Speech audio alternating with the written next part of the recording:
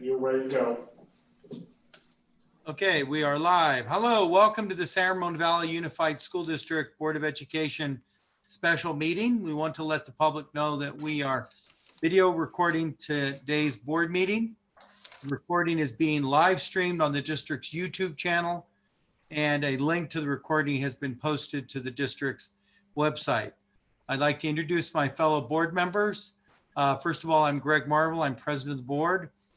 Ken, if you'll raise your hand. Ken Mintz, Rachel Hurd, Susanna Ordway, Vice President, where are you there? Oh, Vice President Mark Jewett.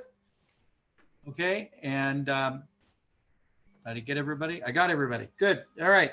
So we're next going to report actions taken in closed session. There were no actions taken in closed session. If you would please join me in the Pledge of Allegiance virtually. Ready? Begin.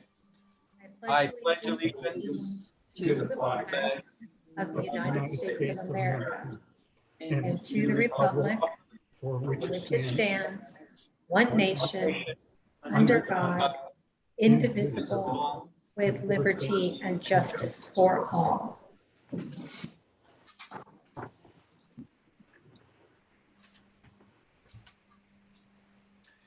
So I'd need a motion to approve the open session agenda.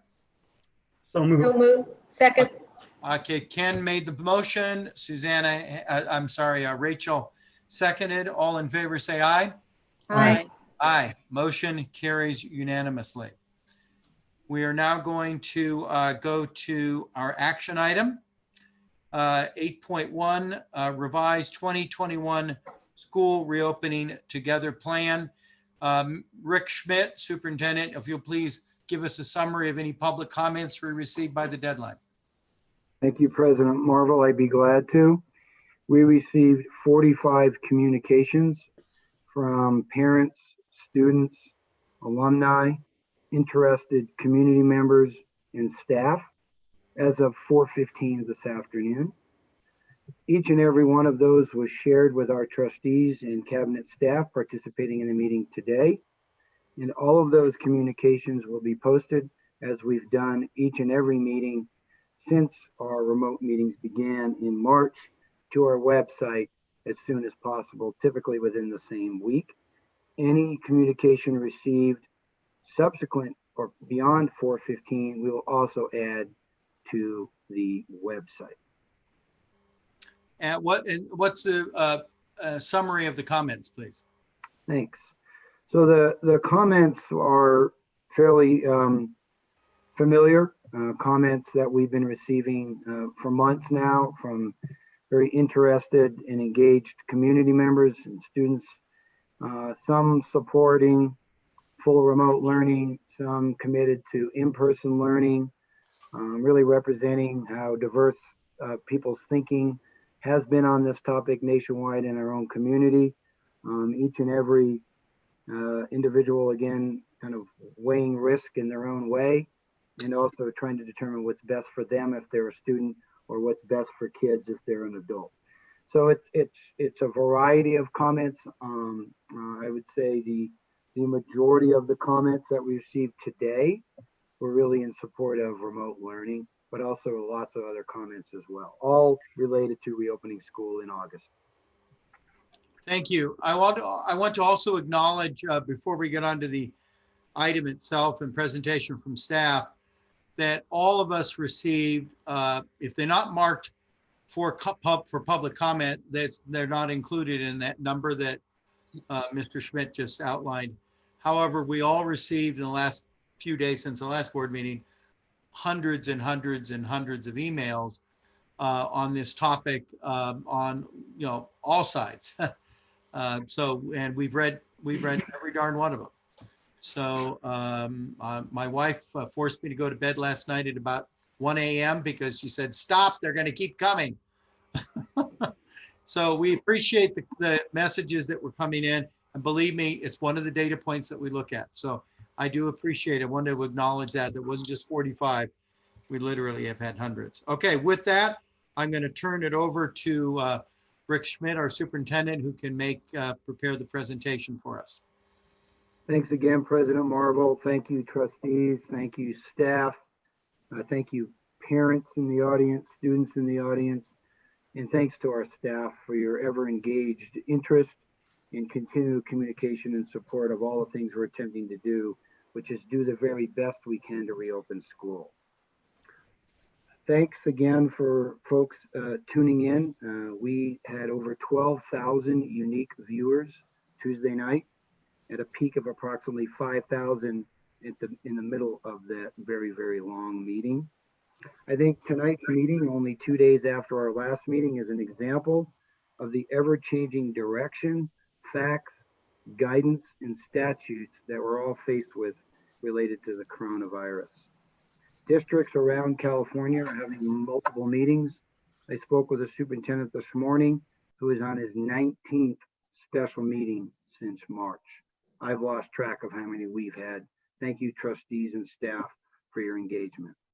President Marvel opened our meeting 2 days ago with "there's no right or wrong answers." That's still true. All of us can only do the best we can to answer the two big questions. I said this on Tuesday night. I'll say it again. It comes up each and every conversation I've had on this topic for 4 months. What's best for kids and how do we weigh risk? This is also very personal for all of us. I know sometimes you view us as staff and as trustees. We're very human and we care deeply, and these are really difficult times and decisions. My rationale for asking trustees to return tonight to reconsider their action on Tuesday is because of 4 significant developments just since Tuesday. 3 of them we wrote about to all of you who are watching yesterday. A new development you may be aware of because it has made the media, but didn't happen until yesterday, was Governor Newsom. So Governor Newsom had a meeting yesterday with all 58 public health officers in the state of California, all 58 county superintendents, to work on details on explicit direction for school districts. That has not happened yet in California for reopening schools. It's happened in many other states here in the United States. The explicit direction is really to establish a metric for schools to reopen. The governor had planned a press conference for today at noon. He postponed that until tomorrow. So as always, superintendents and public health officers and county superintendents review these types of things. So it's not official. But what is happening is that the state of California will have clear guidance and direction for counties on the watch list. Contra Costa County, as all of you know, is on the watch list, a more restricted position than the other 28 counties. So I'll let the governor describe that tomorrow. I have some insight and some understanding of what that will look like, but it's going to be nearly impossible for schools in watch list counties like Contra Costa to open in person. Details from the governor tomorrow. The second, third, and fourth reasons I've asked for the trustees to return tonight and put staff back to work, and it was in the correspondence, so I won't do much detail on it. One is county public health just recently has really, to their very best ability, tried to manage the workflow. They're back to where they were in March and April with the change in data and the fact that there's been a resurgence in more cases, clearly. They've had a hard time investigating in timely fashion, conducting contact tracing in a timely fashion, and ultimately be able to disseminate test results in a way that can help schools and organizations handle positive cases and when symptoms are shown. So that wasn't readily known to the extent it is today on Tuesday. The third reason, and many of you may have seen this, it made national news. Our director of public instruction in the state of California, Tony Thurman, came out with a news release yesterday, and I will only quote what I think is the most relevant piece of that communication. If districts can't confirm safety of students and staff, schools should reopen remotely with the ultimate goal to get students back in the classroom as soon as possible. And the fourth fact that wasn't widely known and wasn't as clear and apparent on Tuesday as it is today, dozens and dozens and dozens of districts around California and many within the region, just since Tuesday, have either repositioned their opening from in-person to remote or initially acted within the last 2 days to open full remote.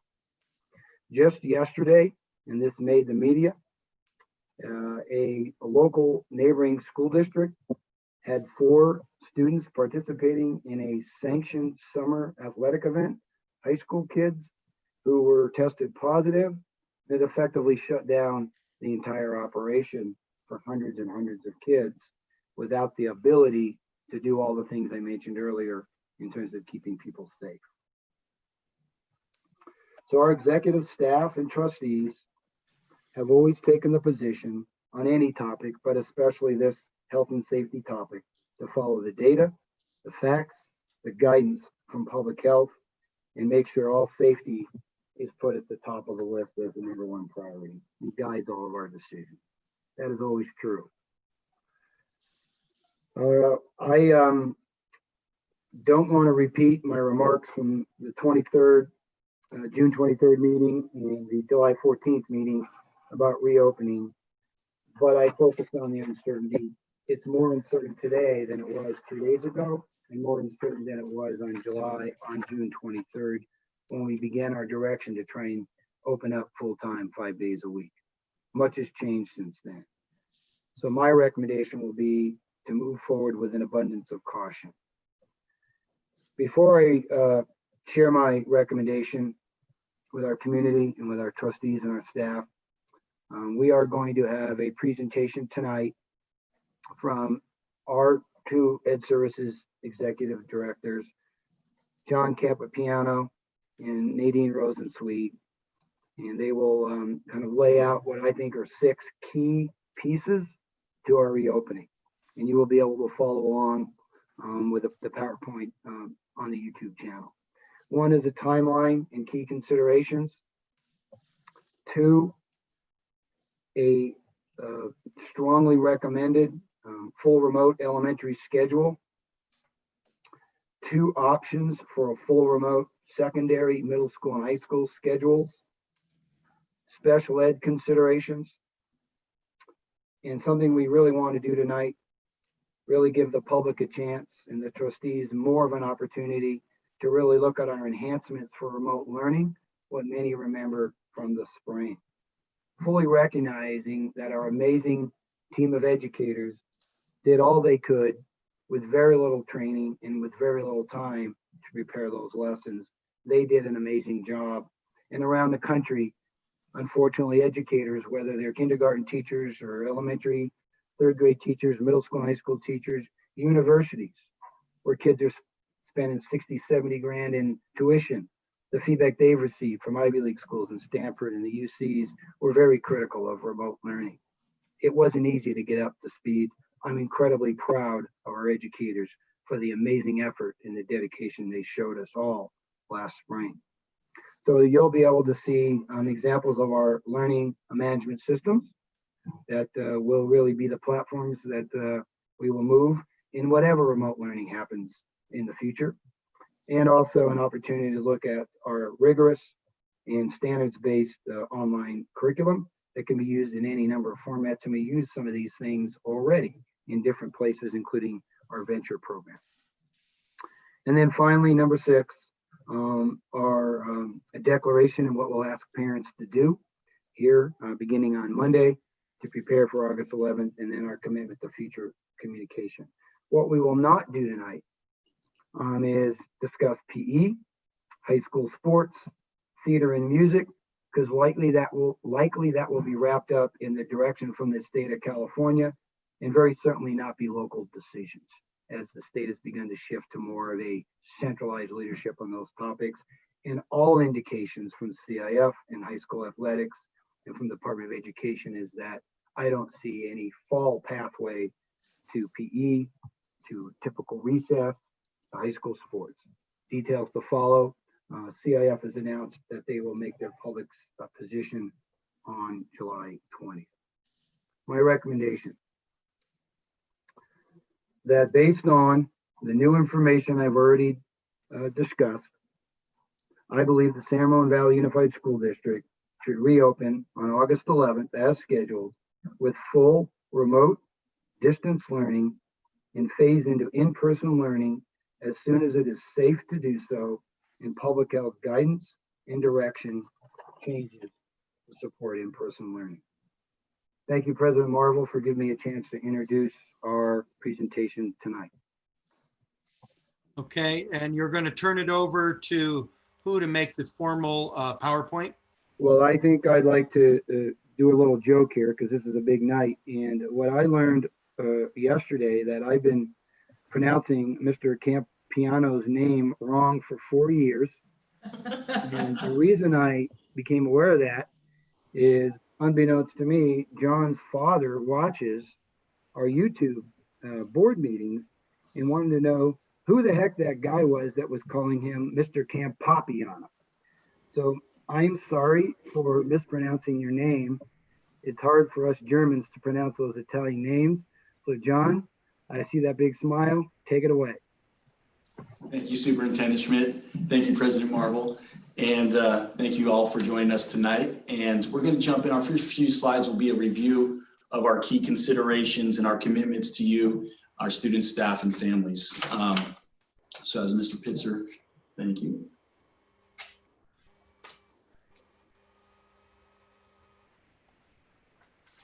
Thank you very much. We spoke the other night on Tuesday night of the 3 commitments that really drive our work. 1, the health, safety, and well-being of our entire community, students, staff, and families. 2, providing teaching and learning options for families and staff. And 3, allowing for school schedule flexibility to adjust as public health direction changes as we are going through. And so tonight we will not have as extensive as a formal presentation, but I wanted to go through a few timelines and considerations that Superintendent Schmidt spoke of. First, some considerations. Our #1 priority is keeping our health and safety of staff and students at the forefront of all of our decision-making. Consistency and options for families, students, and staff from pre-K, 12, and transition. Address the educational needs of all students. Utilize feedback from all stakeholders and value all perspectives. Now we're going to show some schedules tonight. Final details related to some of the learning options are subject to collective bargaining process. And we're going to show some schedules that we've been working hard on getting some that we believe will be very successful for both students and staff. We'll continue to follow the statutes and guidance from the public health agencies in the state of California. And we are working closely with other districts to align with neighboring school districts that are similar to ours. Now a timeline, a slight adjustment from Tuesday night or Tuesday afternoon. Tonight, the Board of Education will take action on the next steps. And on Monday, you will receive a declaration letter. We will have continue question and answer sessions July 22nd and August 6th. And the declaration responses will be due on July 24th. We'll be sending out more information of what that declaration will be, but you'll have time to review it, ask questions, and submit to us. And then the first day of school, as Superintendent Schmidt said, will be August 11th. Now, first tonight, as we go through, we're going to look at recommended remote elementary schedules and to turn it over to our Executive Director of Elementary, Nadine Rosenzweig.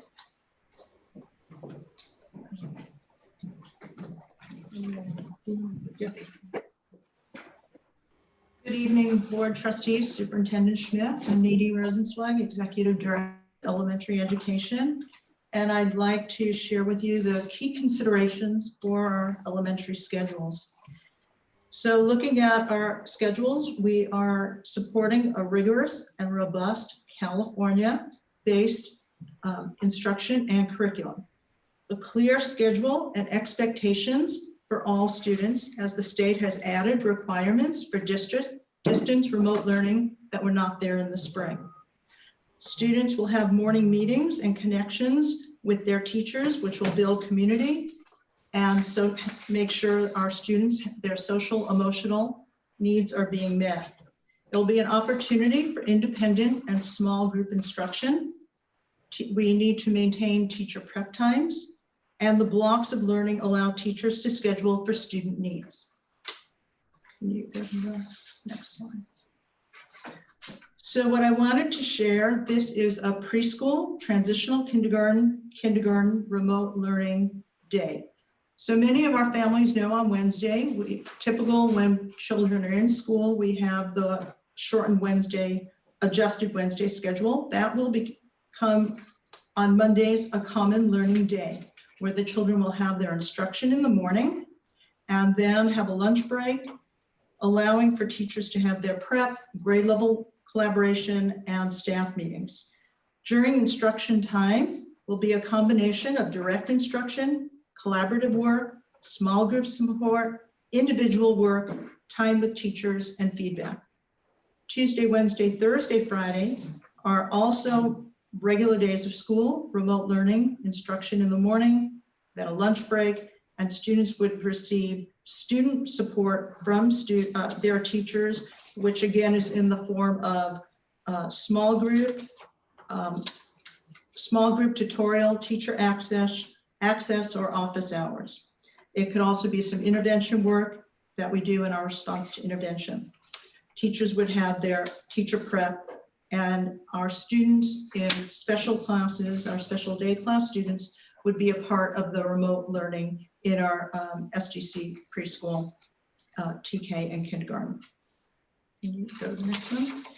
For students in grades 1 through 5 elementary remote, again, the common learning day is on Monday, where all students would have a block in the morning to meet with their teacher, have attendance, hear their agenda, just connect and have questions answered. Then they would go into their small group learning, which again could be direct instruction, whole class, small group, project-based learning, student projects with a lunchtime. And then after that, student support. On Mondays, teachers would have prep, their staff meeting, grade level collaboration. Tuesday, Wednesday, Thursday, Friday, again has the morning short prep time of 15 minutes for attendance and getting the children accustomed to the day. And then they would go into their blocks of learning, which would encompass all the academic classes that children need to have in the elementary level. This also gives teachers flexibility to create according to their grade level needs, all of our 22 elementary schools, and it would be whole class, independent work, morning meetings, closing circles, and give them student support and intervention needs as needed. I also wanted to share with the trustees that I had the opportunity to see our summer remote virtual program where we piloted many of these things. And I actually went into a couple of the class meetings in the morning, watching a teacher conduct her morning attendance and questions with the children. And one of the children said, "There's someone strange in our class that doesn't belong here." The teacher then introduced me to the class and I participated in the morning question that was there. Then they went into the teacher doing a whole class lesson. Then she went with group A, while group B and C went off to do independent work. Another group went to work on student projects. And that happened successfully for our incoming 1st through 5th grade students. I got a lot of emails over the summer at the end from parents and teachers who were very pleased with the results. They were able to give progress reports to parents. There were assessments that took place, and we saw student gains during the summer. Now, the summer was focused on ELA and math, but we saw a lot of student support and engagement, and it was very successful. And I will turn it back to John. Thank you, Ms. Rosenzweig. Jumping into secondary schedules. Thank you.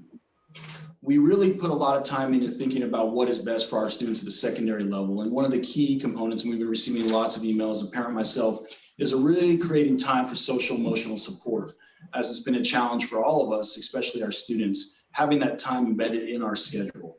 Robust and rigorous standards-based instruction and curriculum, a schedule that is manageable for students and staff, increased opportunities for our students and staff for small group instruction, which is so important, increased intervention for struggling students to make sure we assess and intervene in a timely, strategic, specific manner that allows students to succeed at or above grade level, providing increased professional development time for our amazing educators who will step up and do the work required, but we need to provide that professional development time. So we've embedded that in our instructional bell schedule recommendations.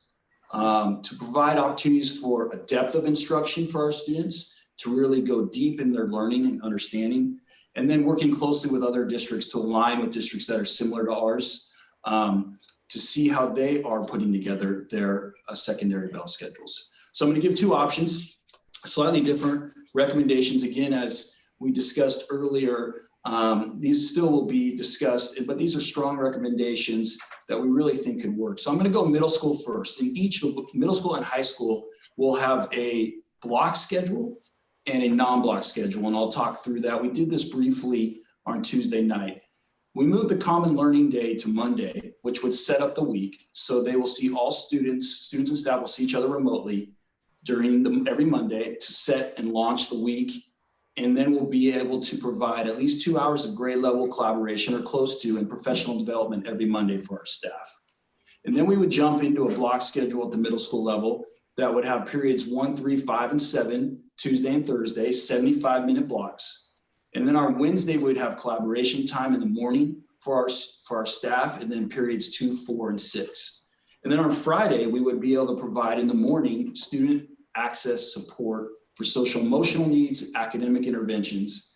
And we also provide that 4 days a week from 2:15 to 2:45, where we're allowing students to get that extra support, both academically, like I mentioned, and the social emotional, and provide professional development time for our students. And these 75 minutes will typically include a combination of direct instruction, collaboration, small group, individual with strong feedback.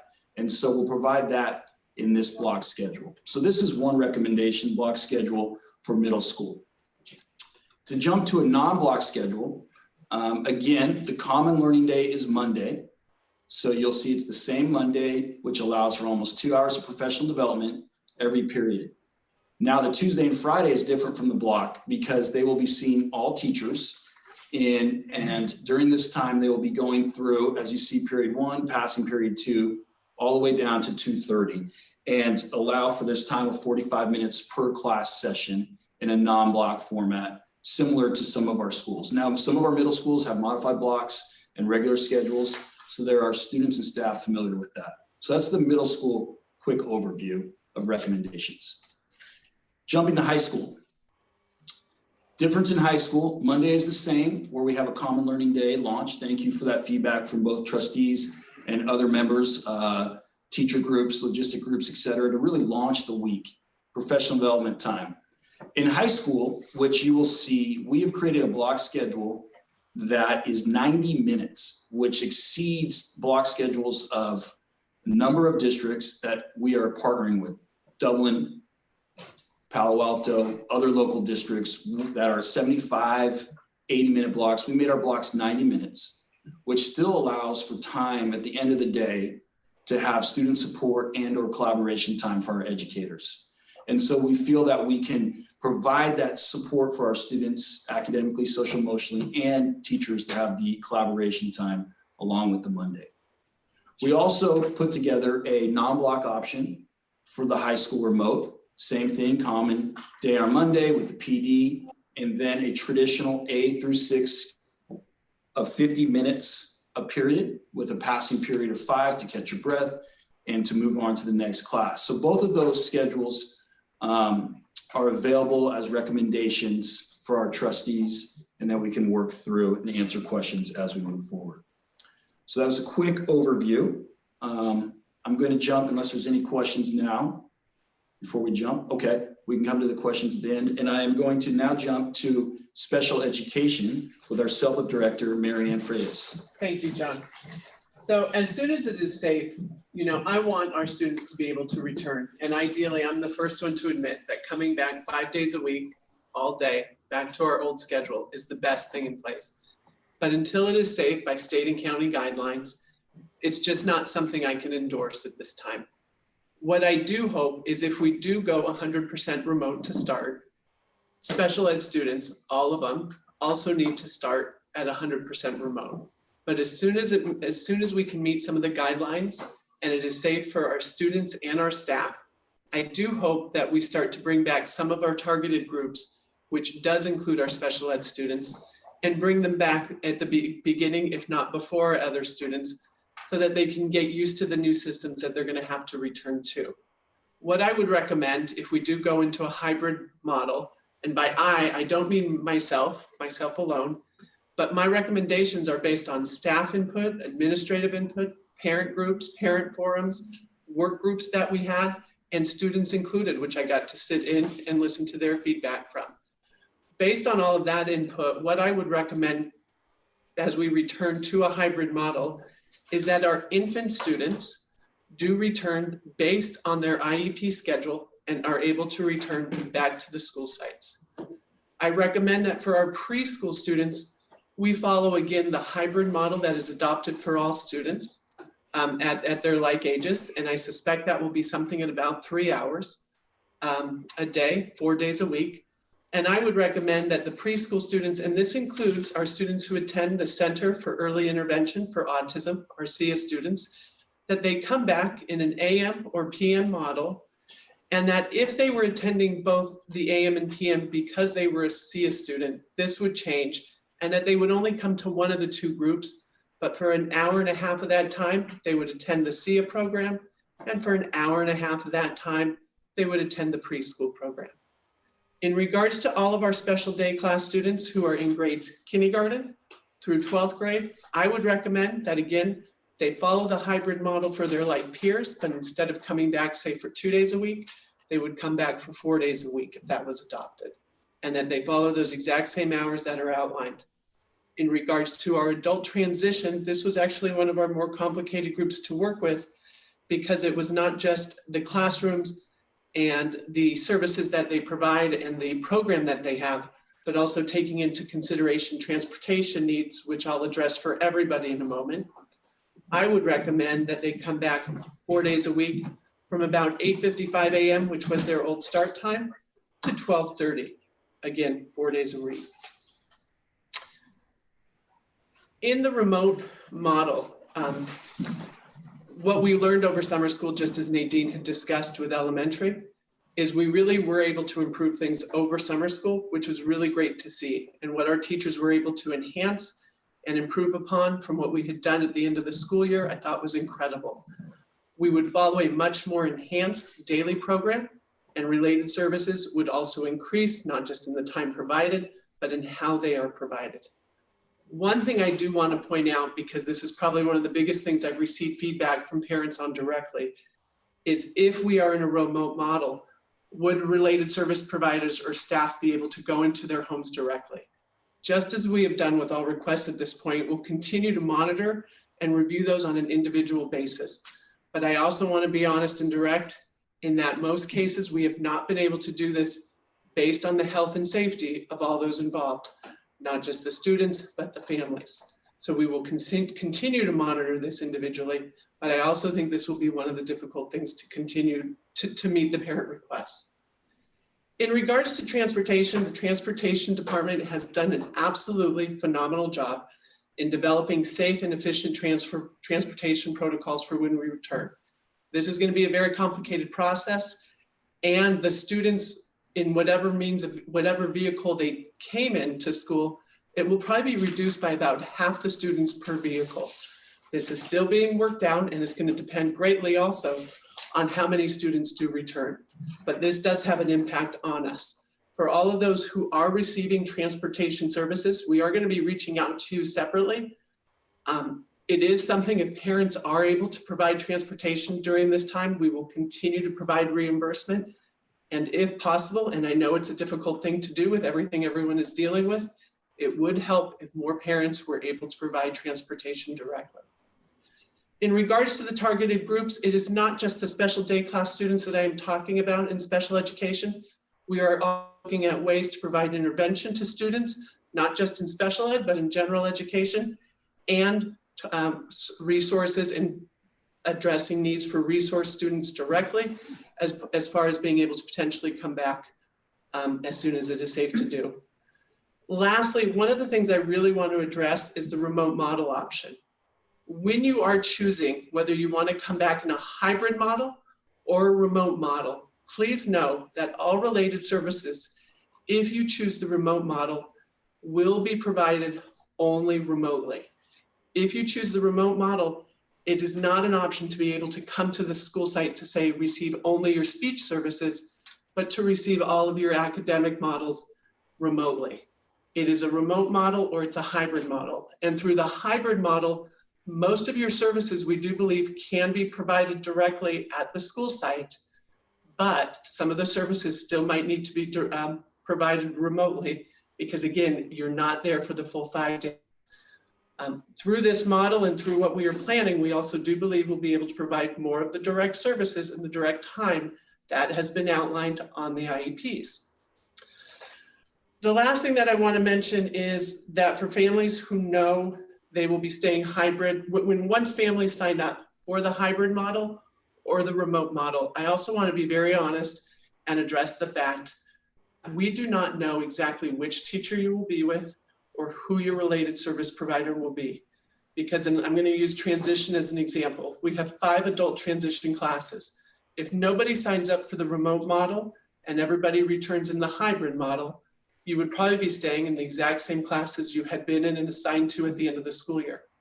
However, if 15 to 20 students decide to stay in the remote model option, that will change the dynamics of who our teachers are for which students and which students the teachers will be assigned to which teachers.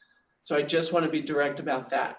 And please know, through this process, or as you have making choices, as many of you have already reached out to me directly, please do not hesitate to reach out to me directly and I will respond to you. I know these are big decisions to make when you get to this point, and I will do the best with my team to respond back to you directly with your individual questions. So thank you. Thank you, John. Thank you, Ms. Freitas.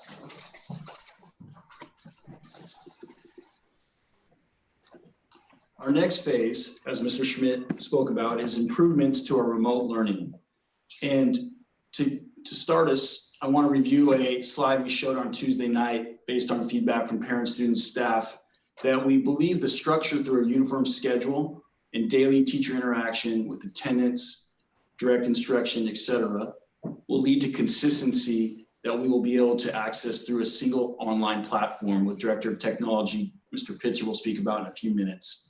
Frequent and regular professional training and remote learning, a continued use of standards-based curriculum online, and a return to A to F grades at the secondary level. We believe this will be the launch for us to improve our remote learning opportunities. And to learn more about our learning management system, I'm going to turn it over to our Director of Technology, Greg Pitzer.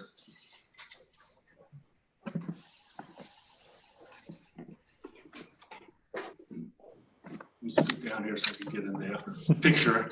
Hello, trustees. I wanted to give you a little background around the selection of a learning management system. Because this has been actually a longer road. That's actually been in place for probably over 6 months. And the COVID process has definitely affected that slightly. But to start with, I just want to kind of go over what a learning management system is. And this is by no means a complete authoritative definition, but I think these are some of the key components that we look for in a learning management system. Something that will allow content to be organized. Something that allows students to submit their work in a variety of forms. Allowing students to discuss in a platform. Feedback loops. Multiple ways for teachers to give students feedback, for students to give each other feedback. Grading, how does the grading look? Communication, how do teachers communicate with students? communicate with parents. And also personalize the learning. How can we create subgroups so that appropriate assignments can give to students as needed? So these are kind of the various components that we're looking for in a learning management system. I want to also kind of recognize that we have received a lot of emails around this topic, and I appreciate everyone's thought and input. We have been reading them, and I appreciate everything that people have sent in the last couple of days, particularly. Like I mentioned, this has actually started a while ago, this thought process. I think any good organization needs to review their systems periodically. 10 years ago, when Common Core came out, a lot of districts looked at what their SIS, LMS, other systems were and made some transitions. Now it's 10 years later. And approximately 6 months ago, Mr. Hillman and I started looking at how can we examine our systems to make sure that they're efficient and effective and still meeting the needs.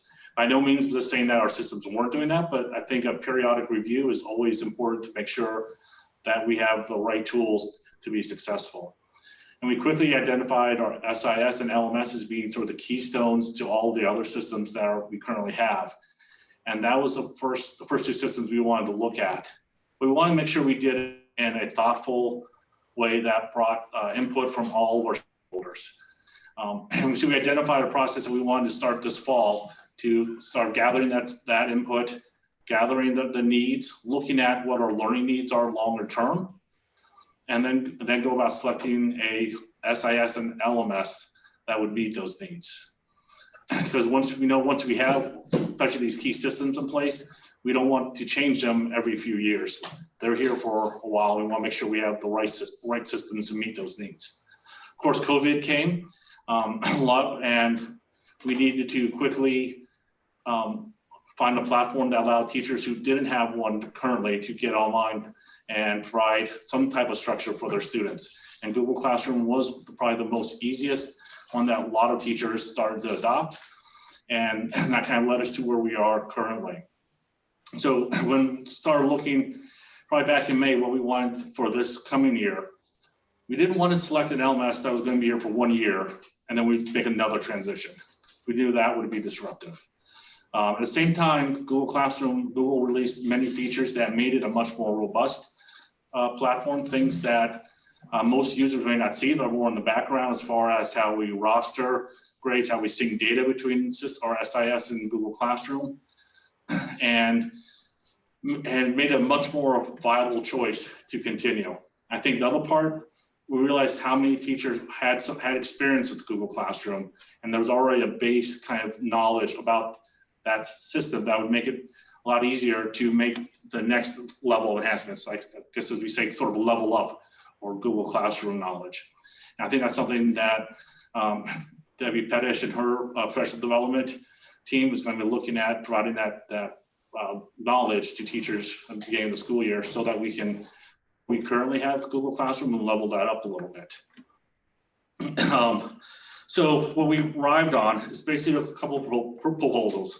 We recognize that Google Classroom is, for TK to second graders, it can be difficult to log in, navigate, click on various links and get to content elsewhere. Seesaw is a platform that was actually initially identified as a portfolio platform, but what it is really all in one. It allows students to get into that platform very easily, and all that content is housed in there. The activities are housed in that one location. And we heard from a lot of our TK2 teachers that this was a very easy platform for their students to engage with. And there's a variety of sort of features there that I've listed. Starting with grade 3 through 12, we found that there were Google Classroom, like I mentioned, has already had a lot of teachers already on board.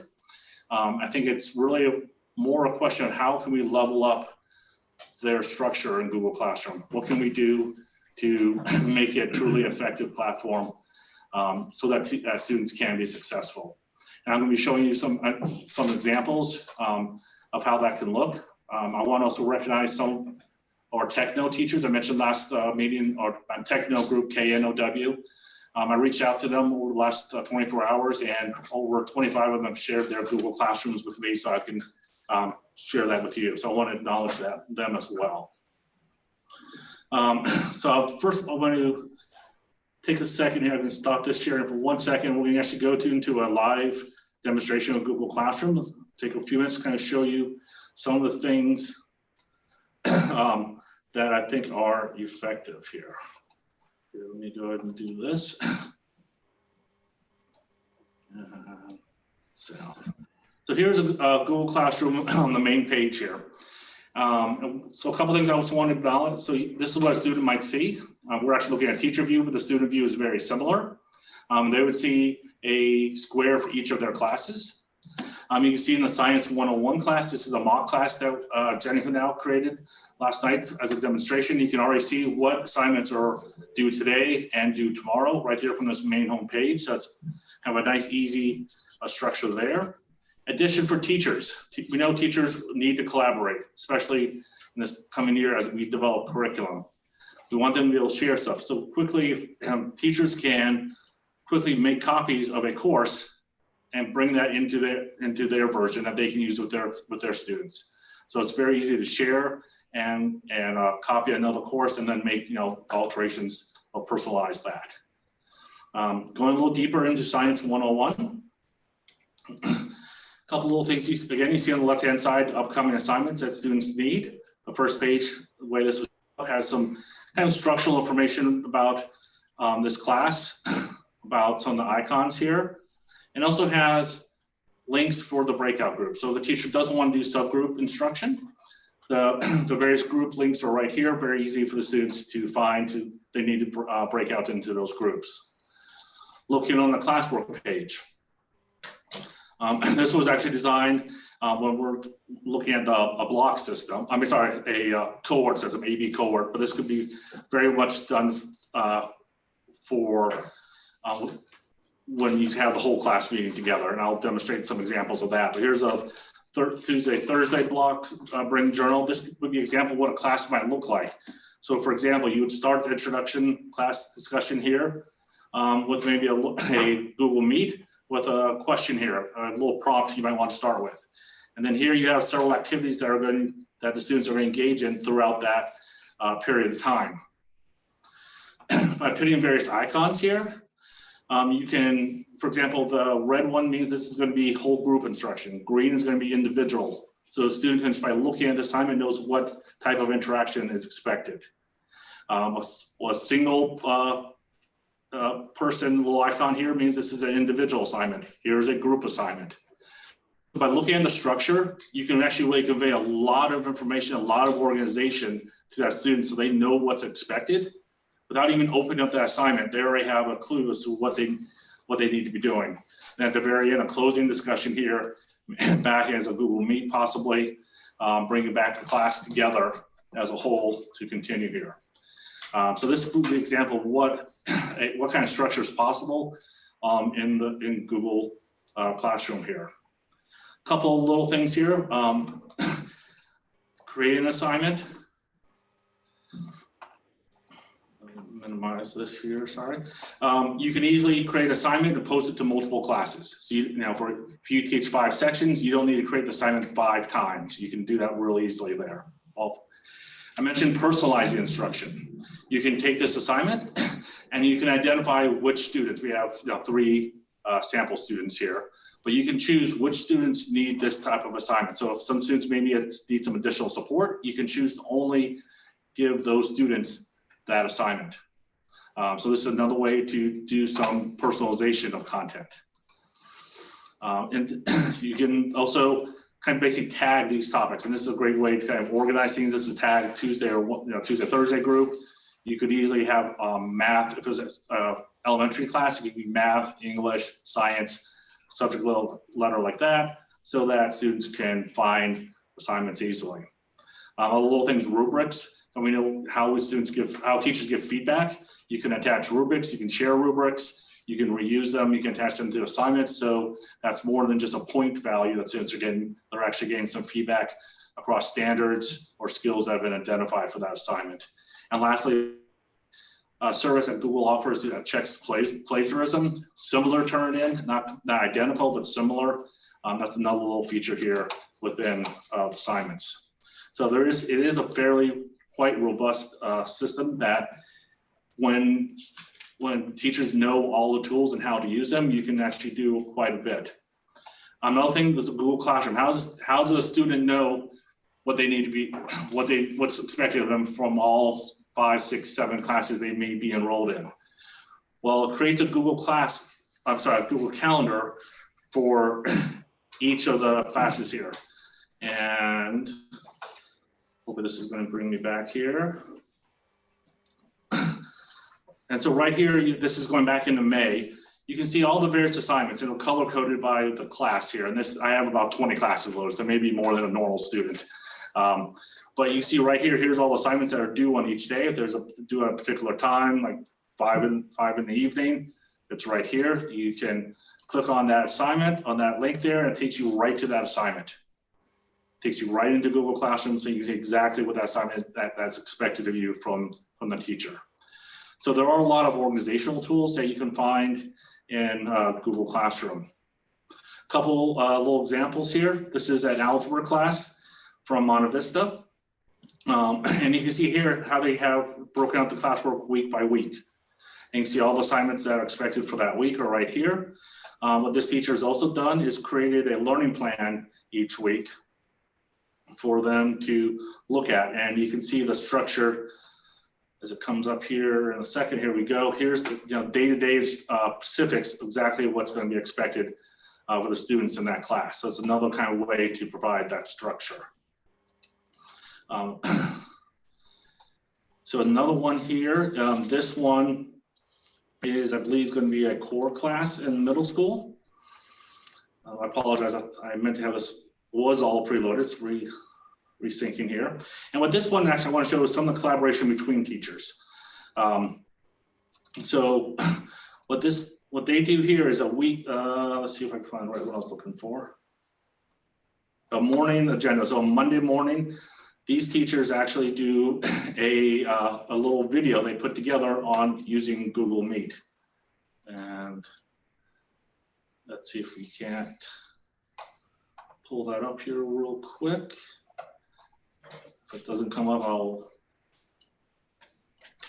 sorry, here we go. Here we go. So these are two teachers kind of talking to their students. Hello, happy Mindful Monday, everybody. Good morning.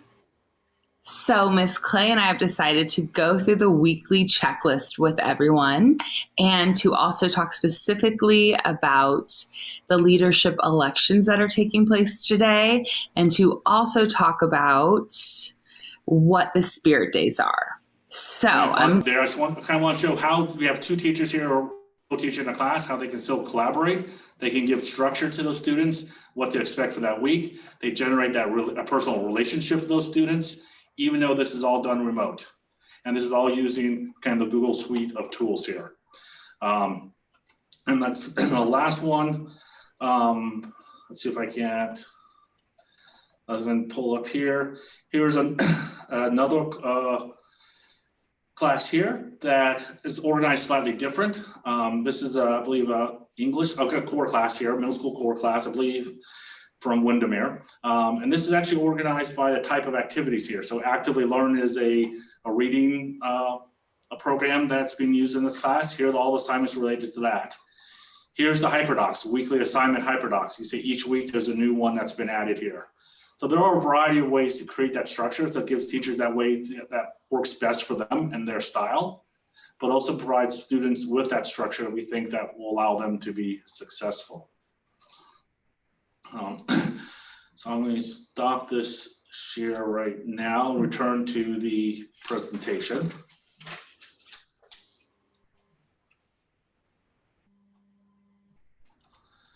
A few other just kind of little examples here. I believe Kathy Montag was one of the teachers who reached out to you guys via email. And this is actually her class, I believe, on the left-hand, no, sorry. Here we go. There we go, 5th grade classroom here. How she organized her work, and she found this to be very successful in the months in the remote learning stage in April and May. We have a couple. Here's a Bill Amigo class on the left-hand side. And then on the right-hand side is another example. I want to show off like Flipgrid at the very bottom is a way you can integrate third-party apps directly into Google Classroom. So teachers use a lot of third-party assessment and creativity apps, and they can be linked directly in here so that it's easy for students to link back and forth.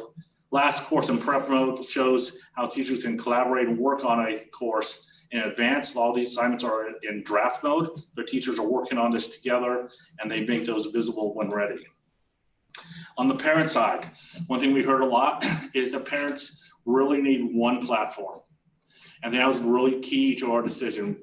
We recognize that a lot of teachers have platforms that they like and that work well for their style of teaching.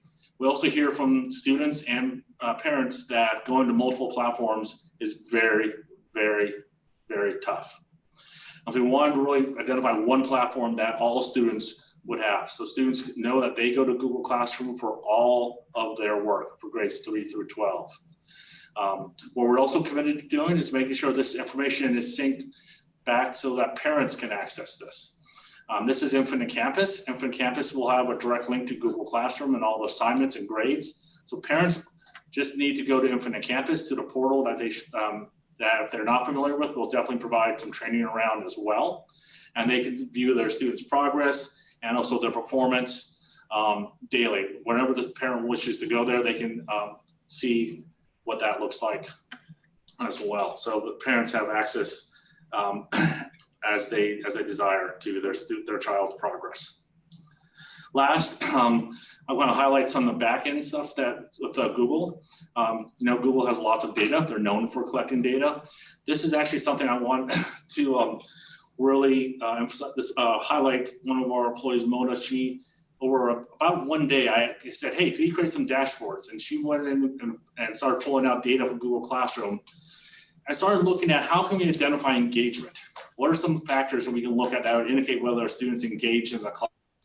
Overall assignment submission is one of the ways we can look at that. Looking at Google Meet interactivity is another way.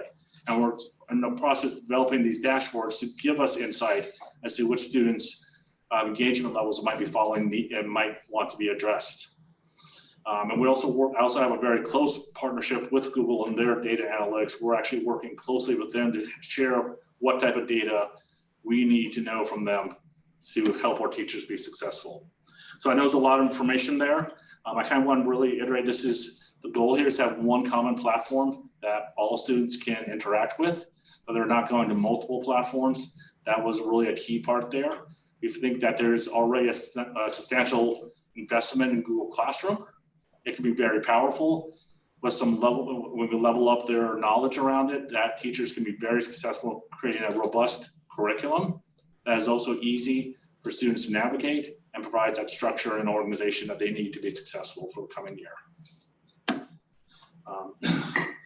So with that, I think I'm going to transition this to Ms. Pettish, talk about our online curriculum. Yes, thank you so much, Greg. I appreciate that.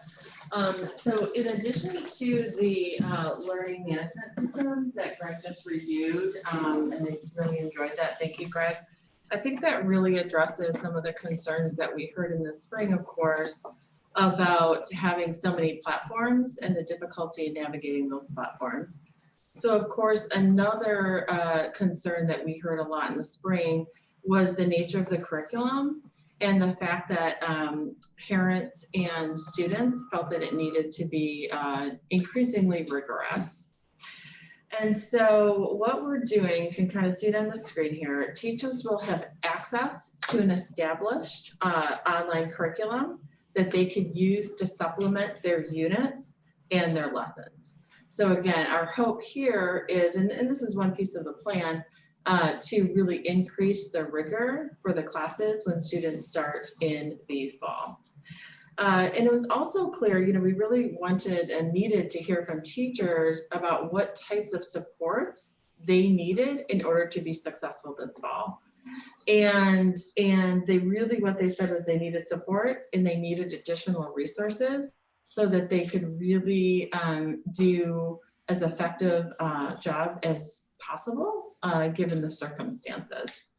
And I really want to highlight that, you know, a lot of the research that I've read indicates that it takes about 9 months to create a high quality online course. So in the spring, our teachers definitely did not have that much time, and even in the fall, they won't. So we felt it was especially important to provide them with additional supports and resources that they could utilize this fall. So as you can see from this particular slide, there's several aspects of the standards-based online curriculum that we feel will benefit students. And so the first is really this idea of engaging online assignments. So instead of having kind of static worksheets that the students might have to fill in that sometimes lack engagement, many online resources, and the ones that we are examining, incorporate more interactivity and engagement on the part of the students. And so, for example, sometimes they have animation embedded into the assignment. They might have video.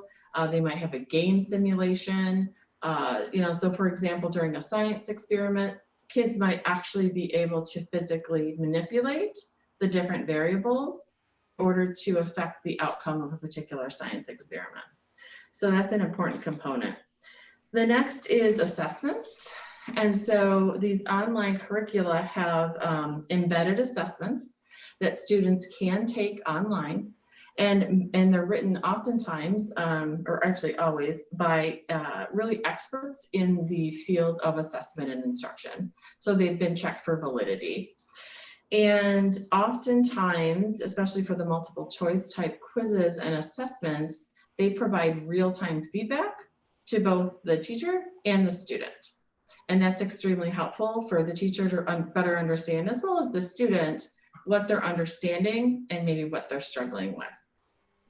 And then that leads us to remediation. So there's remediation that is typically built in to these curricula. So for example, if a student doesn't do well in an assignment and that indicates that they don't really understand standard X, then the remediation, the teacher can put them in not a remediation class, but have them engage in a remediation lesson or series of lessons so that they can be more on par with their peers with regard to understanding that particular standard. There's also many different types of embedded supports for special needs students and our English language learners. So for example, they have the ability to get instructions read out loud. Oftentimes there are videos that they can stop, rewind. They can spend additional time processing that information. And then for our English language learners, many of the resources are provided in multiple languages. There's also many opportunities for direct instruction. And so many of the lessons have videos. And again, I kind of just alluded to this in the last one, but students are able to, if they don't understand something, as opposed to in class when the teacher keeps going on, they can stop and say, I need to reprocess that, rewind the video a bit, maybe take a break, maybe like research in their book, and then keep the video going so that they're really understanding that concept at a deeper level. And then finally, and this is really, really important, and this goes to the teacher customization. So, and I feel this is extremely important because one of the reasons, maybe the main reason why our district is so exceptional is because of our teachers. And they need to have the ability to really look at these materials and be able to customize them and make determinations and decisions about what works best for those students sitting in front of them at that particular time in that particular moment. I think that's very, very important. Next slide, please. Thank you. And this is just an example, and we're looking at several different online curricula, but this is an example of just one lesson plan for Edgenuity. There's literally hundreds in there. But I wanted to show that it consists of a warm-up, so some type of opener to start the day to potentially activate students' prior knowledge, some instruction, maybe direct instruction on a video, for example, an assignment, a performance task where they can apply their learning to a new setting, and then a quiz. So if I'm a teacher and I'm looking at this, I might say, you know, for this particular topic, I already have a really great warm-up, and my mini lecture or the discussion that I've been doing for the last couple of years works really, really well. So I am still going to engage those kids in that Google Meet or Zoom or whatever, you know, whatever it is. And I'm going to provide that, take attendance, provide that warm up, and then provide some of that instruction for those students. But then I read the assignment or the performance task and I realize, wow, that is really, really well written. So I'm going to use those right from Edgenuity. And I'm really going to focus on maybe improving my warm up and instruction and other aspects of my course. And so again, that teacher customization, what really works for them and their students is really, really important. And then this was just an example of, the last one, of course, was teacher interface of what the teachers get to see and kind of pick and choose from. And this is just one example of the user interface. And I'm not going to go over all of it, but you can see there is a lecture. So let's say the math teacher goes on to Google Meet and Zoom. They give a lecture during that block period. Student goes back home and says, you know, I didn't really understand the way the teacher explained that material. There's tons of videos. They could go back and say, you know what, I want to review that on my own time and see if I can get maybe a different perspective on this particular material. So they can go back and do that. And as you can see on this interface, there's a way for the student to write notes on the side of the video there. And so that they can really, or at least the teacher can really assess the extent to which the student is interacting with the material, as opposed to just sitting passively watching the video. There is, you can see up there in the middle, there are translations for certain aspects of this course that they can hit the translation button, and then those things will be translated into a different language, of course. Digital notebook, captions, and again, video that they can kind of go along at their own pace. So we just really wanted to highlight not only the learning management system, but also these online curricula that are established, are research-based, are standards-based. Many that we're looking at have been around for many, many years. Many school districts are using them across the state, increasingly so over the last few months, not surprisingly.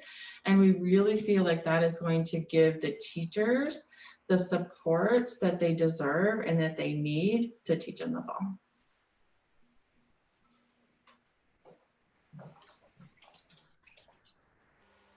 Thank you, Mr. Pitzer and Ms. Pettish. And the final piece of our presentation is a review of our timeline and our declaration process. So again, we will have question and answer sessions on July 22nd and August 6th. We'll continue our weekly updates throughout August. School sites will begin communicating important information via website and email beginning at the end of July. We'll be sending you a declaration on Monday. That'll come from our communications office on Monday.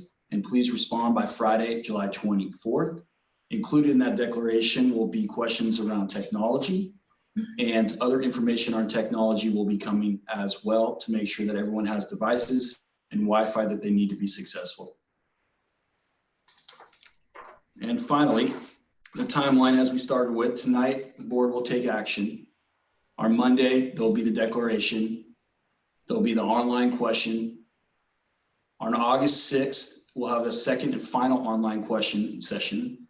And then secondary schedules and teacher assignments will be released on August 7th, with the first day of school being August 11th.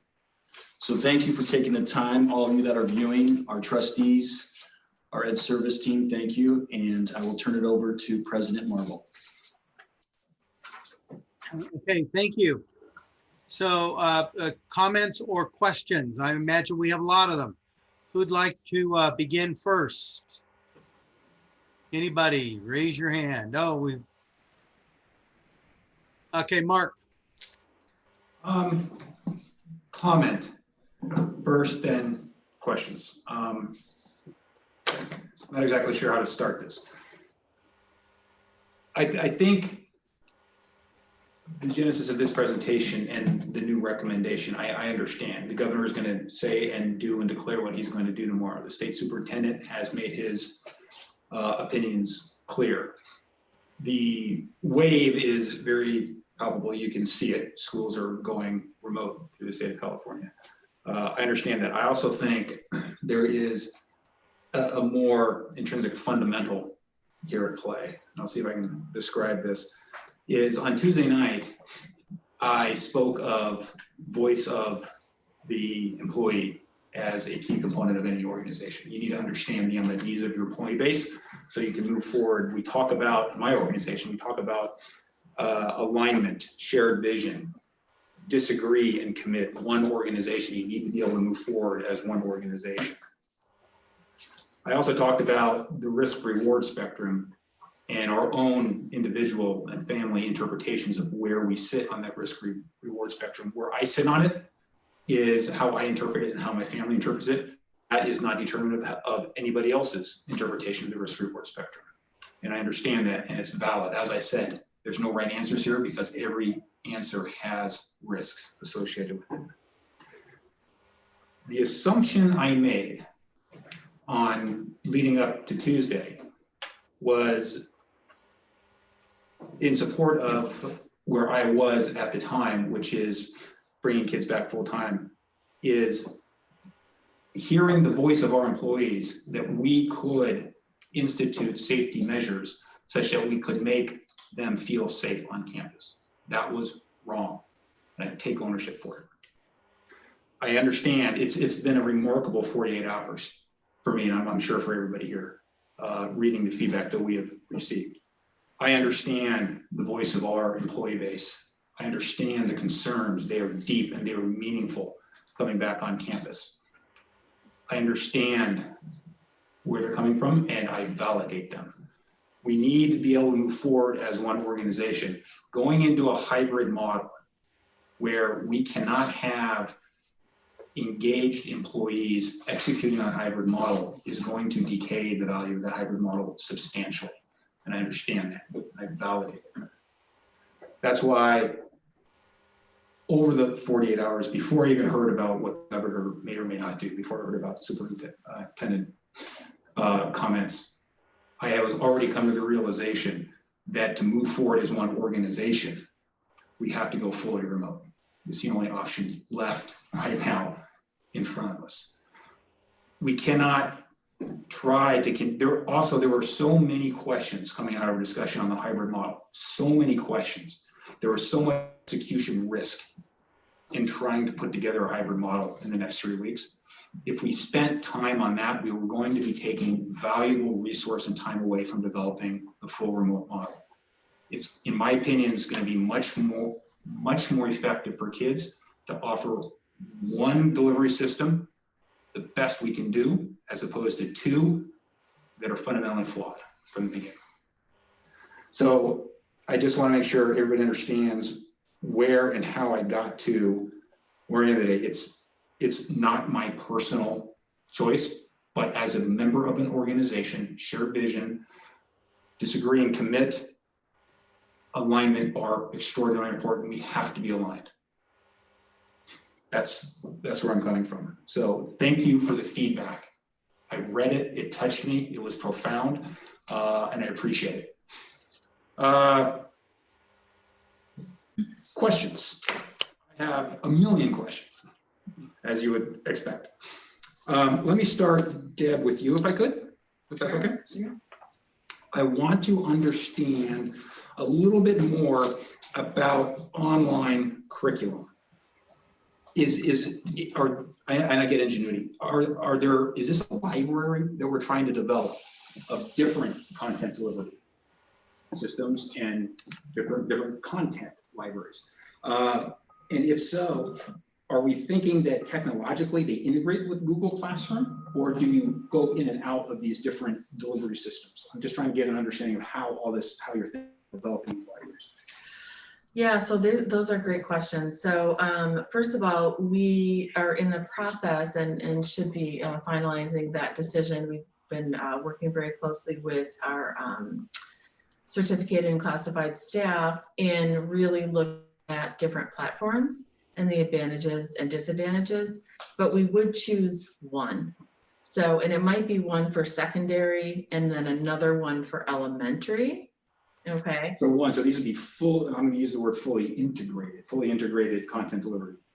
Correct, because that's another thing that Greg Pitzer and I have been talking a lot about, which is ease of use, since that was such an issue in the spring. And so how that would work is the teacher would still have their Seesaw, their Google Classroom, and it would be integrated, and we plan on doing some of our professional learning opportunities are going to focus exactly on that.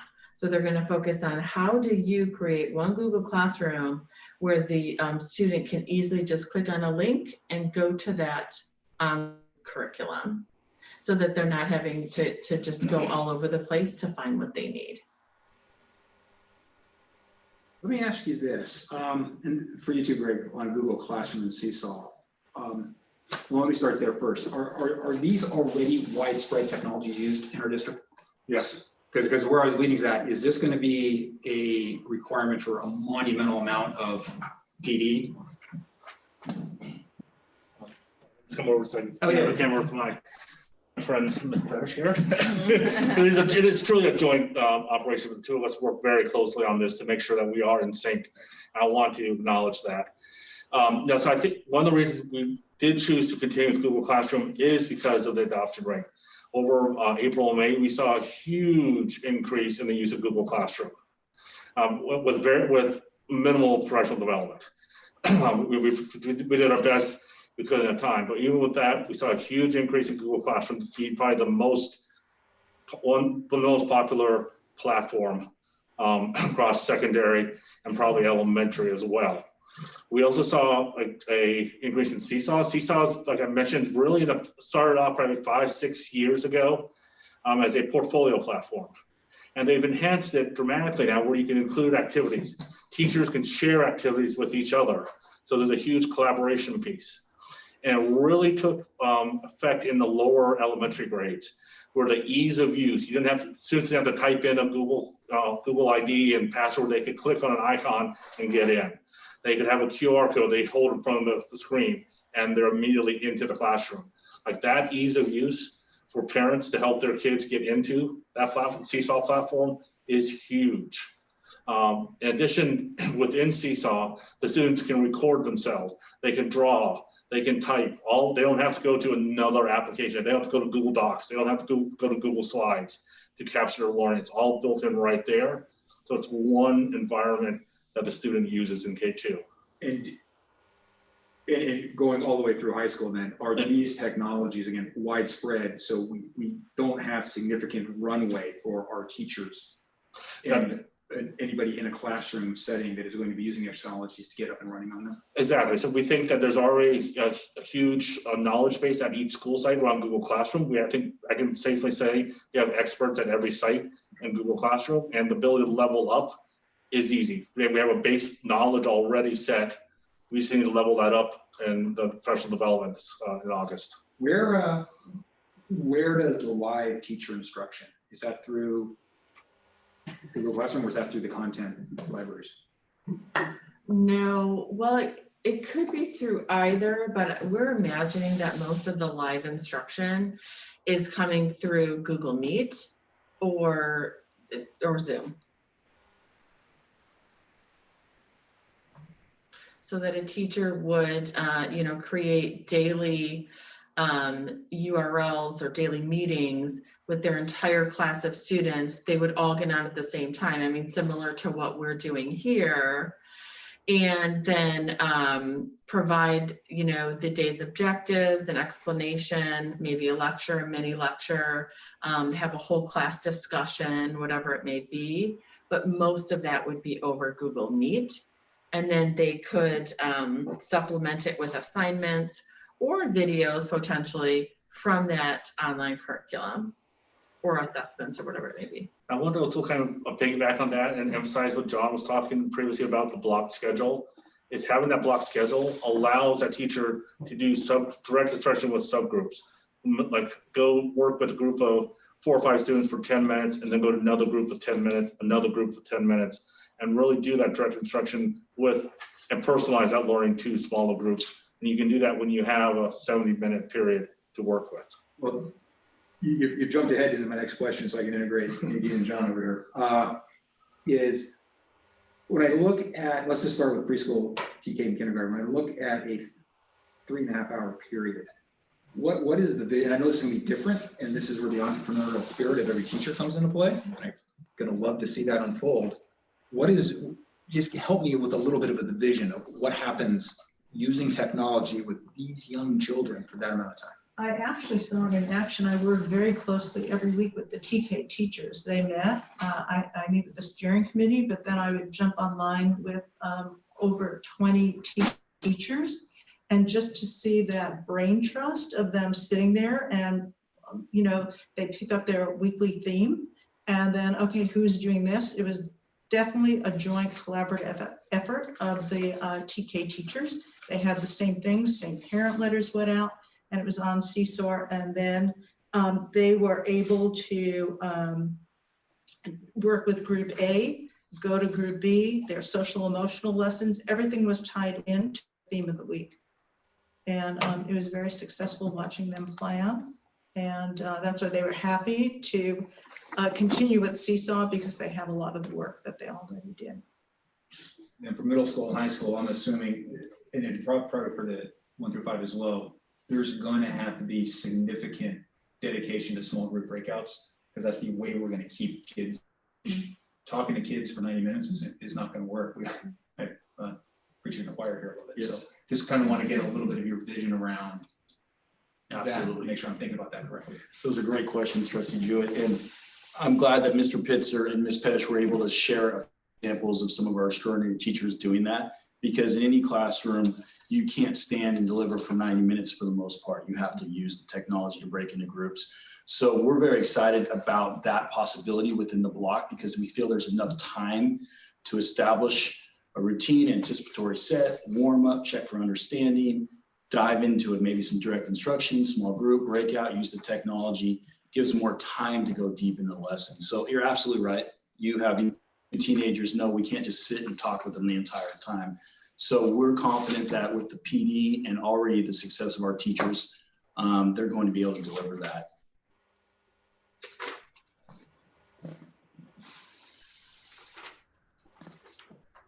Let me ask, let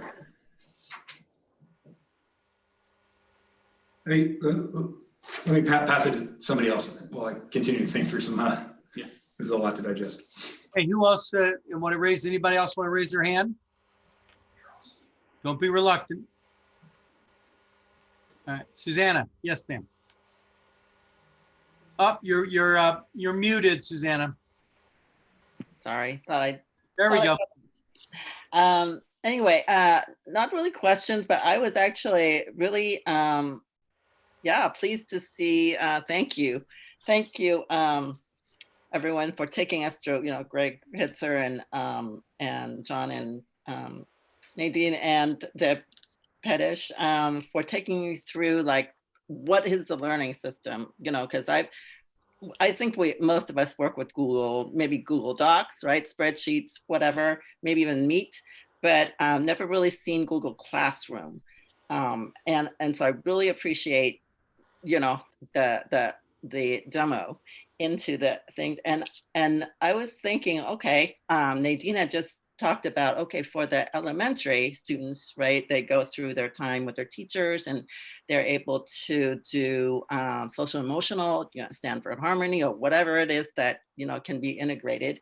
But then I'm thinking, I had a question on, well, what would the, for middle school and high school, what would the social emotional, because it's kind of a student support and it's really kind of, again, that block of time, right?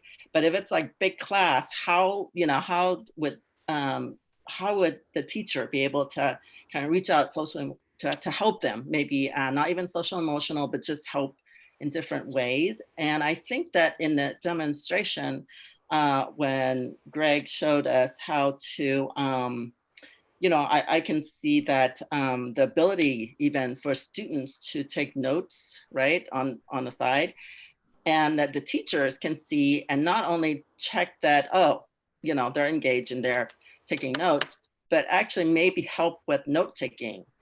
You know, they see that the, you know, students are not, you know, doing great on how to take notes and things like that. So I can see how, you know, added support can be done that way. And then as well as like Google, yes, they have great analytics. And so that chart, I can see how teachers can look and see which students, right, may need extra help and support. So yeah, actually, so I think that demo really kind of showed me how at least a couple of ways, right, how teachers can reach out to provide certain students support if they see that they need it. I didn't know if there's any other ways that you were thinking, just, you know, the teachers are, how they can add to like the social emotional for high school and middle school. Thank you, Trustee Ordway. That's a great question. Thank you for bringing it up. And we have an amazing counseling team at the secondary level and social workers that cover the entire district. And that is something that we are very excited about, how we can provide that remotely moving forward. And each secondary school had wellness days.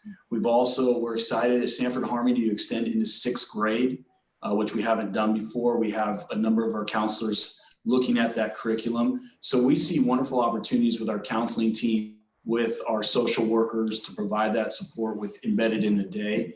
We also have a lot of teachers that have taken time, like I think Mr. Pitzer showed, the Mindful Monday, possibly ways where we understand that students must be in a good spot in order to achieve academically. And in this time, we have to spend extra time, we have to pause, we have to check in, we have to do that work. And our staff has been doing a great job with that, but we're excited about mobilizing our counseling team, our school psychs, our social workers. And so those are other ways that we're going to meet the needs of our students in a social emotional manner. I also wanted to add on to that. We had one of the 4 subcommittees was health and wellness, specifically for social emotional learning. And I am so honored to work with over 30 people on that committee. That really, that secondary piece, we talked about parent piece, students at all 3 levels, and our nurses, and all of them came up with just a plethora of work. I know you saw just a snippet of it a couple of board meetings ago, but we have a wealth of resources for parents, for the secondary level, elementary, and beyond. So we feel confident and agree with you that the connections and social emotional health and well-being of all of our students and our teachers. We have a plan to support our teachers through this as well. So that has been an additional piece that we've worked on. Thank you. Great, thank you. Yeah, just a follow. Hi, just as a follow-up to that, Nadine and John, can you talk a little bit about what that actually looks like in terms of, you know, making our teachers feel comfortable, those who might not have used these platforms up to this point in time? Appreciate all the work that everyone was doing in the springtime. I want to make sure that as we're moving to a platform that maybe is new to some, or they haven't used quite in this way, that they can be really prepared for stepping in and feeling comfortable with moving forward with it. Yeah, so thank you, Trustee Mintz. So that really goes to our professional learning. And so our professional learning over the next several weeks is really broken into 3 parts. And we're starting on Monday by rolling out a series of opportunities for teachers to engage. And these are optional opportunities at this point for them to engage in learning about a range of issues, whether it's social emotional, or we classes that we're offering, for example, Google Classroom Introduction or Google Classroom Advanced for the people who kind of already have their feet wet but really want to know about some of these new features that Greg spoke about. And so we definitely have that in our professional development plan for over the next month. Very good, thank you. Maybe just another couple of quick questions. One is, first, I just want to thank you for this presentation today, because the other day we didn't get into this level of detail. And I know that a lot of folks that I've been reading emails from the last couple of days, you know, and before that as well, very concerned about, you know, all the work that our teachers had put in the springtime to jump right in and make something happen. But the concerns about the lack of assessments, the lack of grades, the lack of structure and consistency. So I think your presentation this evening has helped to clarify a number of those issues and gave more meat to the message in terms of, you know, this is a true learning environment that is good for our students, and hopefully something that our faculty will be happy to embrace. Just a couple of small questions. One is, for our teachers, and I've kind of asked this question before, but will there be an opportunity for our teachers to work out of their classrooms, even without students in there, as opposed to working at home for reasons like making sure they have sufficient broadband, for instance, in their work, or having different tools and technology available that they would have used if they were in the classroom with students?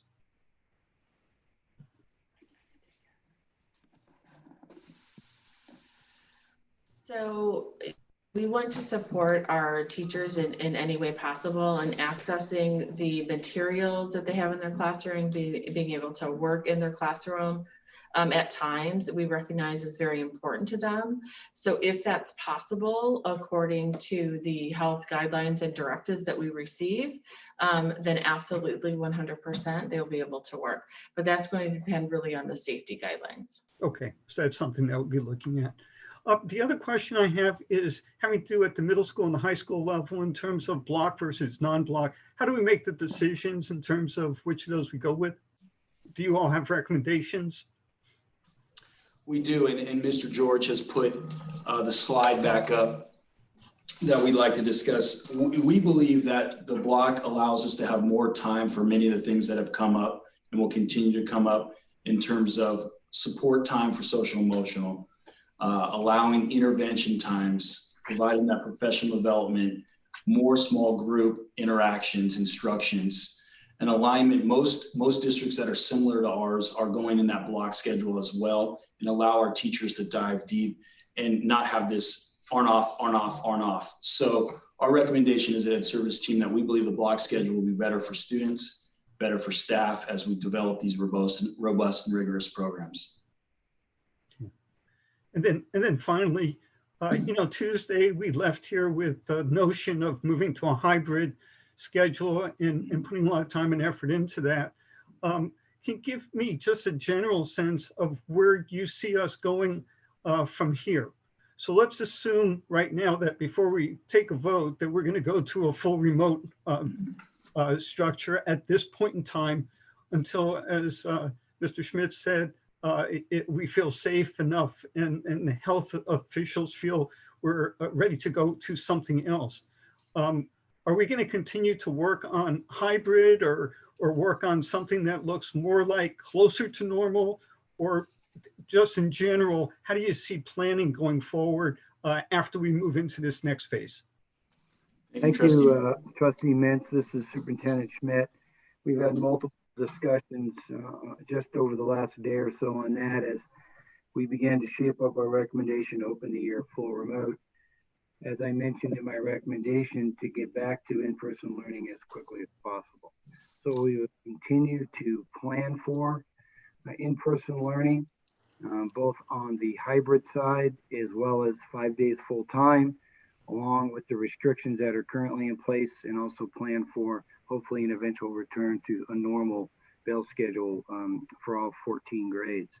In addition to our planning for in-person learning around curriculum and instruction and technology and all the things we've discussed at length over the last couple days.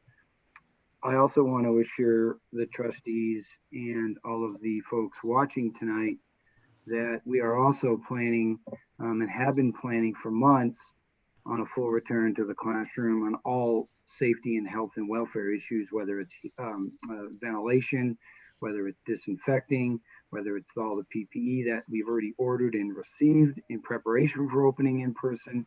So all of the planning will still continue, even though the immediate focus is on remote learning.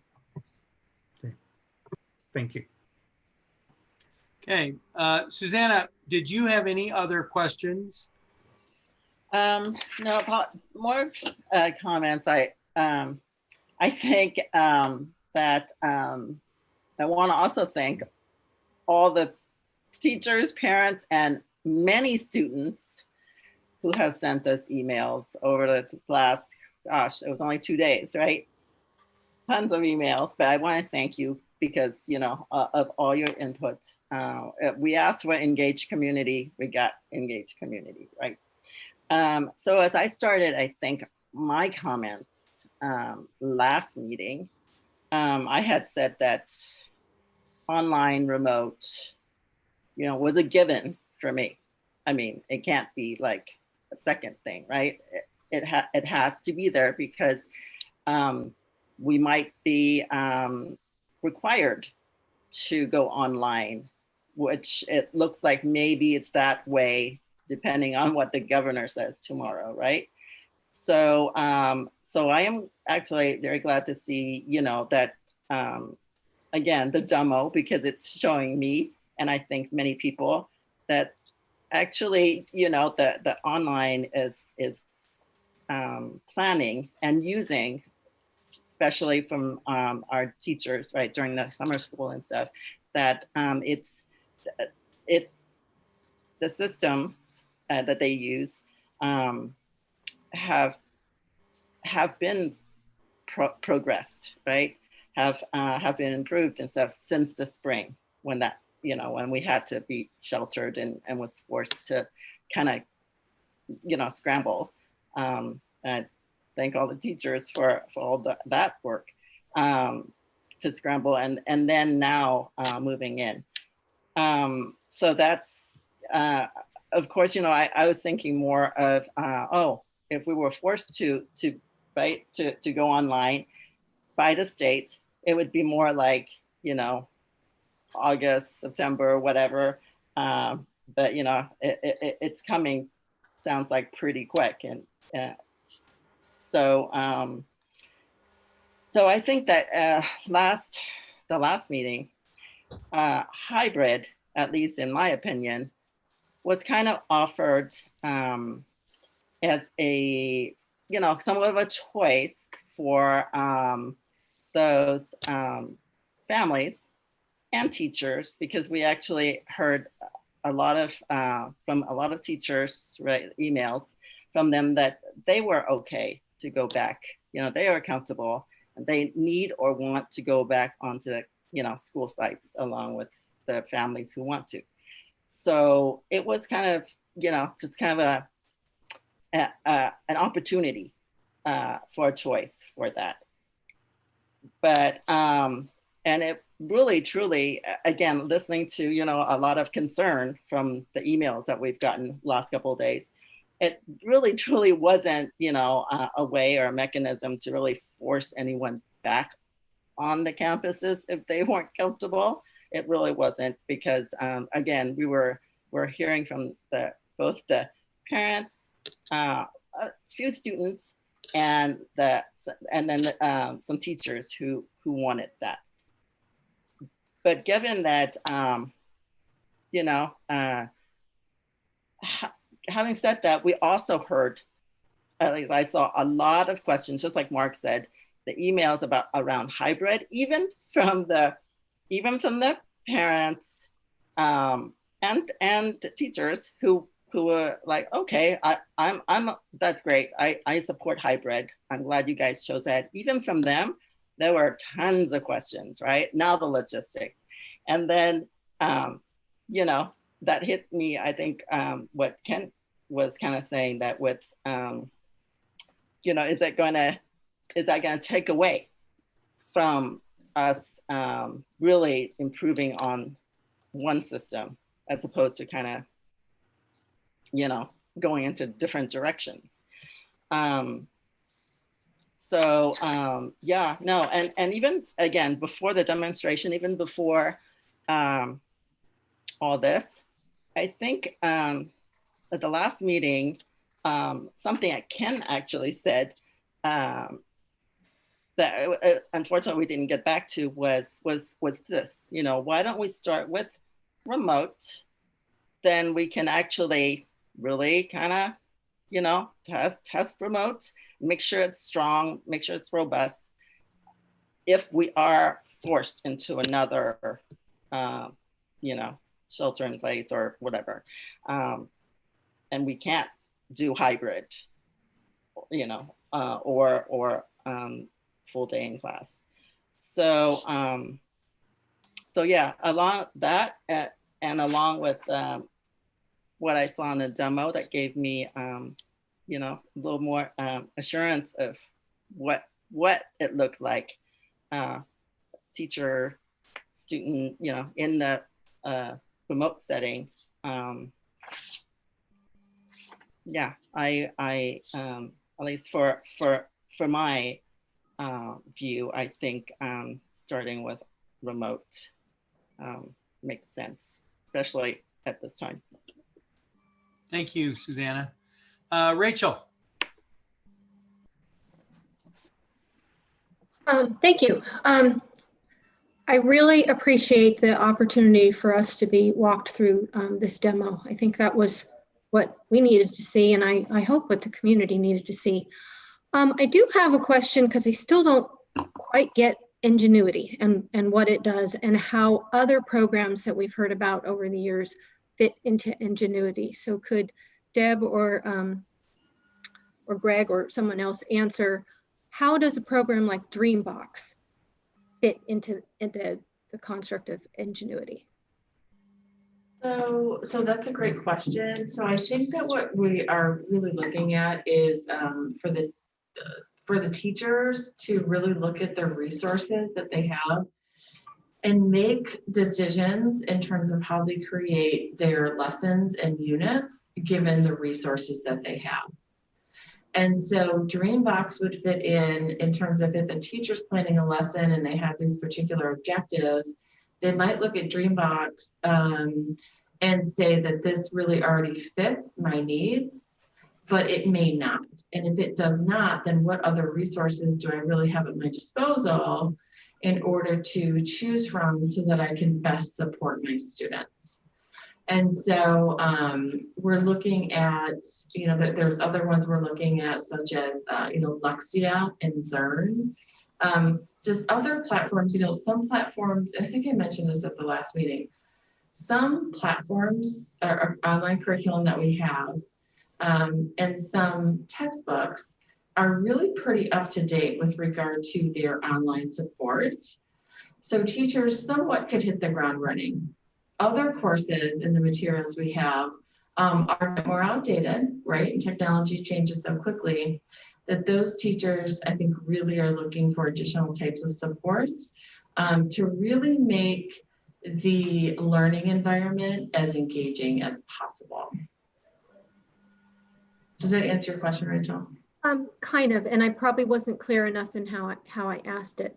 So would Ingenuity and Dreambox is for kids to learn math and practice math, right? And there's even little mini assessments in there too, right? Yes. Been to visit that in action.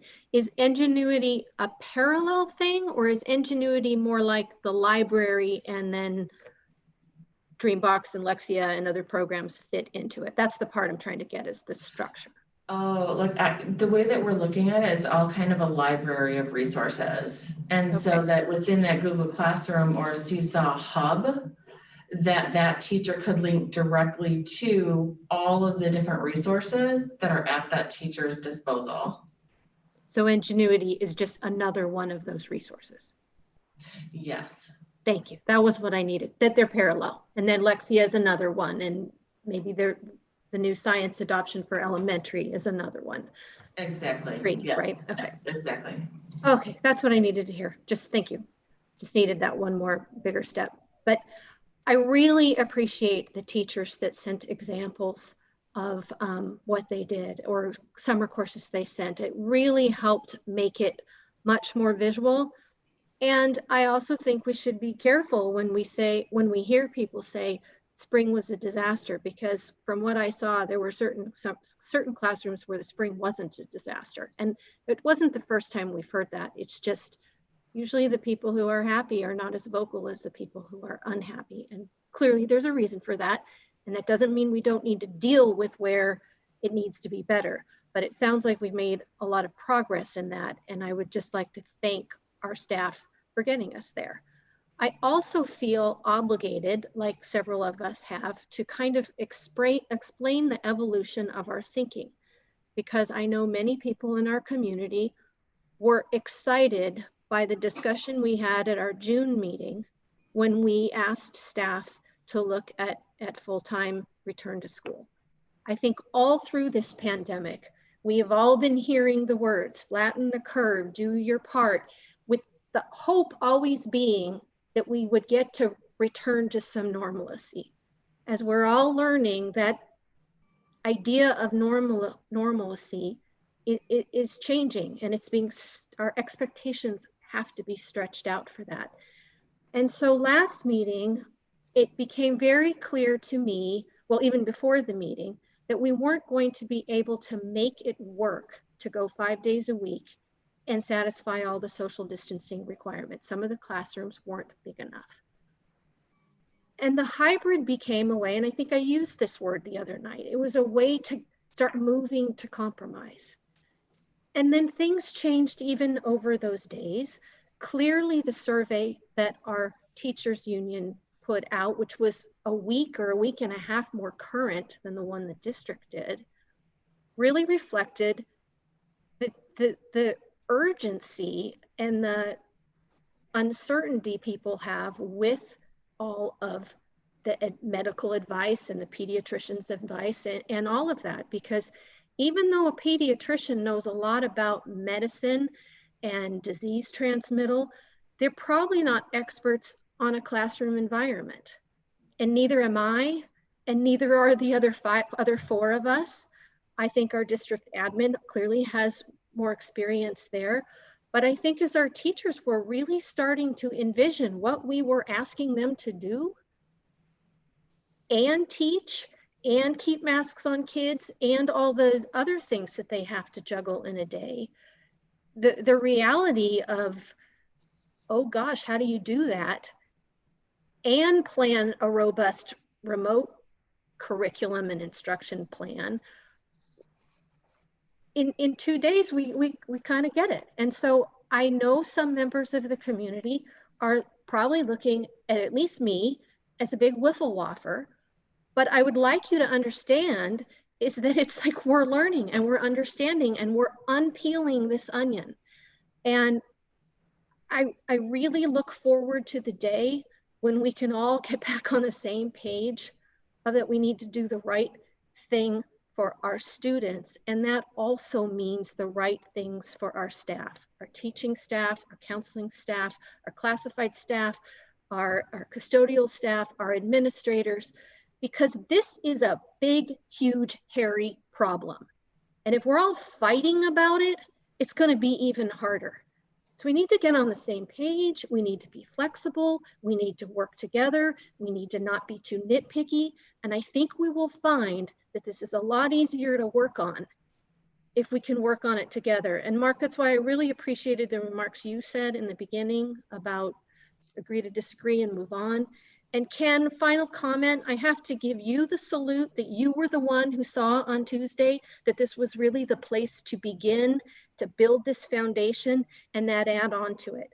When you see what's possible in that Google Classroom, and granted, I have never seen a teacher's lesson planning. It may always look that wonderful and organized, But I've got to think that as grade level teams work together and look at how they can leverage each other's strengths and passions and all those things, that being able to build all of this in this online platform we were shown can be really, really powerful. So I just offer reconciliatory comments to our staff, to our families, to our kids, to our administrators. We're going to do this. We can do this, but we have to be patient with each other, and it's going to take some grace to get through these challenges. And I really hope we're up for it. I really believe that we have to be up for it, and I believe in my heart that we can do this. Thanks. Thank you, Trustee Hurd. And we just really wanted to thank you for bringing it to staff's attention to show a demo of the online curriculum and the LMS. That was very helpful. And for all the trustees letting us go deep into some of the ideas. But thank you, Ms. Hurd, for bringing that up and having us suggesting that. We really appreciate it. It was very helpful. So thank you. Thank you. Mark, did you have any other questions? I do. More from a management perspective. Want to talk about electives a little bit. And Rick, I don't think I fully understood your comments at the beginning, so maybe we start there, but I kind of want to understand what are our thoughts around music, arts, leadership. There was one which I thought was actually creative and might have legs, but just want to bring it up, is are there potential opportunities to bring some of those classes onto campus outside if whatever the environment permits? But I just kind of want to make sure that I understand fully what is the plan for these types of arts and performing arts electives. Okay, I'll lead off with that, Mr. Jewett. So thank you. A great question, and I figured we'd get back to the courses that are seen as electives. So the ones I specifically mentioned, music, especially marching band, PE, even some of the arts classes, those types of courses have been discussed now for months. There's been a lot of requests of the governor and the California Department of Health. Every single call I've had now for the last 12 weeks, weekly with our own Department of Public Health, these things have been discussed. What may happen tomorrow, and again, we only have an outline of what the governor was thinking, and clearly he needed more time, and that's, I believe, why he postponed his press conference from today till tomorrow. The debrief we got from yesterday's meeting from the California Department of Health, the governor, the local public health, and the local school districts was that there was going to be a state directive or state guidance. It wasn't clear in those kinds of areas which tend to have students interact in ways that are different than, say, in a traditional classroom setting, or that they generally gather in groups large enough to be considered mass gatherings.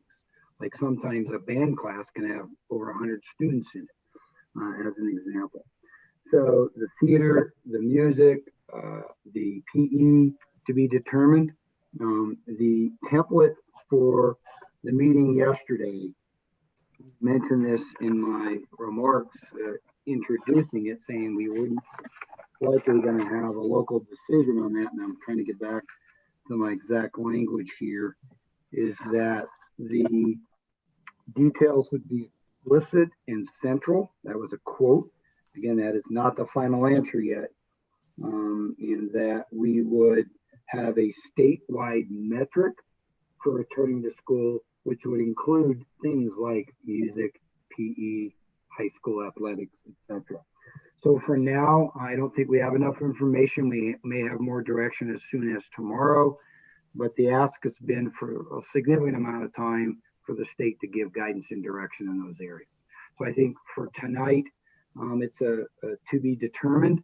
And as soon as we get direction and or guidance, we will share that with our partners and communicate with our parents and clearly let trustees know. How inclusive is that, Rick? Sorry, that's probably not enough question.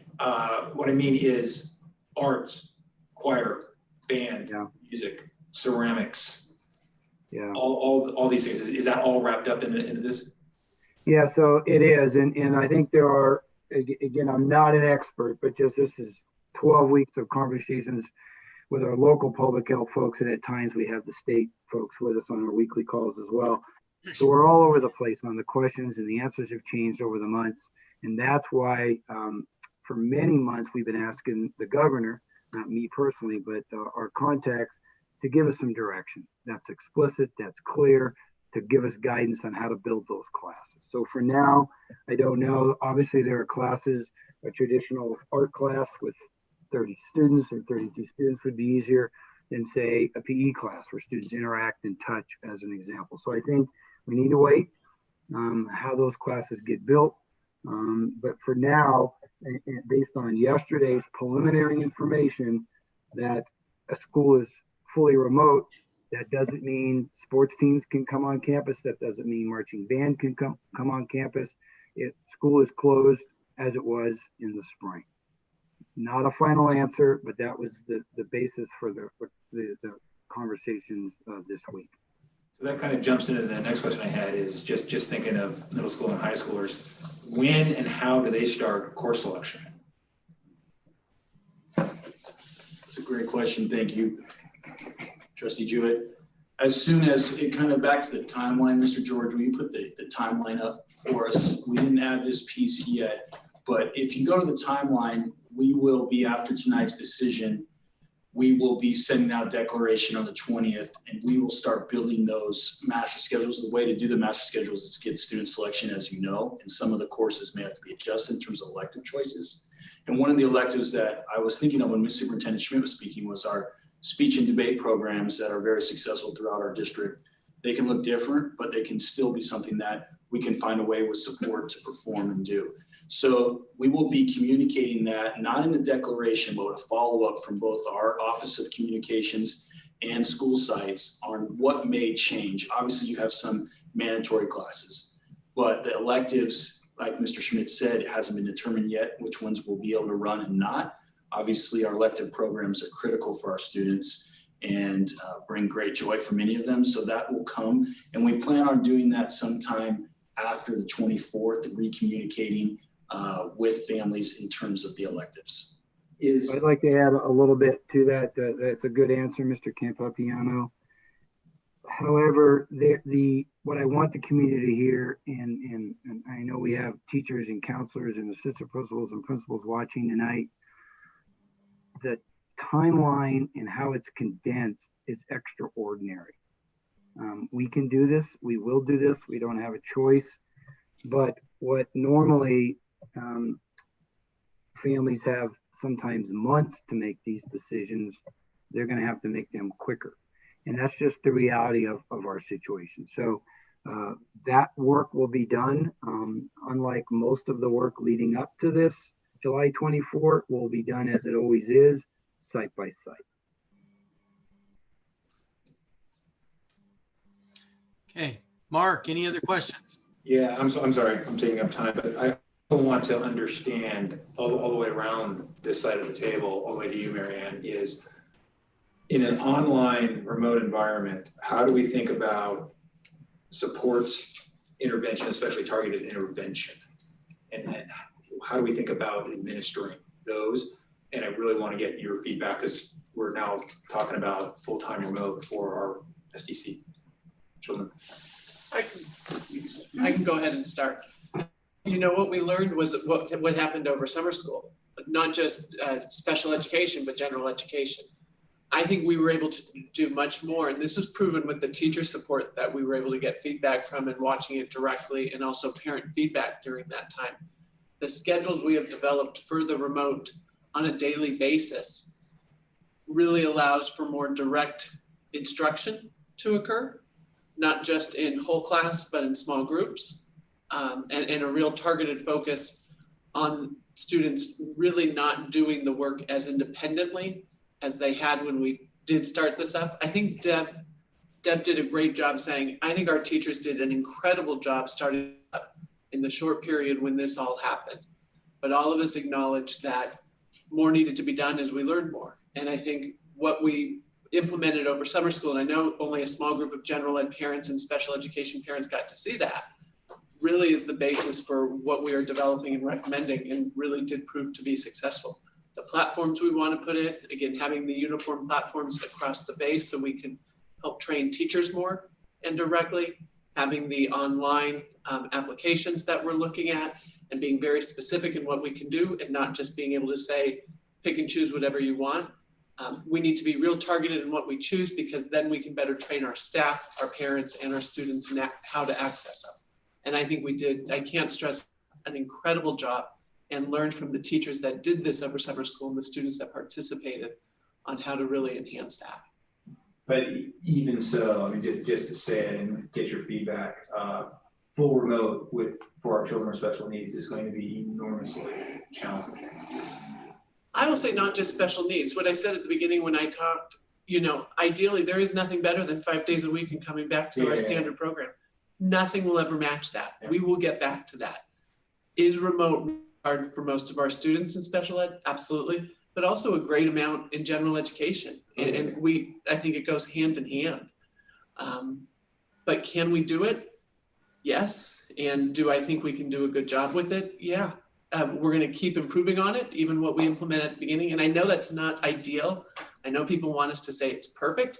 I don't think we can. Right. And I think if we try to say that, we're not being honest with ourselves or with our families in any way. I thank you for the candor. Rachel? Mark, did you get all your question answered by everyone across the table yet? I didn't want to interrupt that. Oh, no, please interrupt.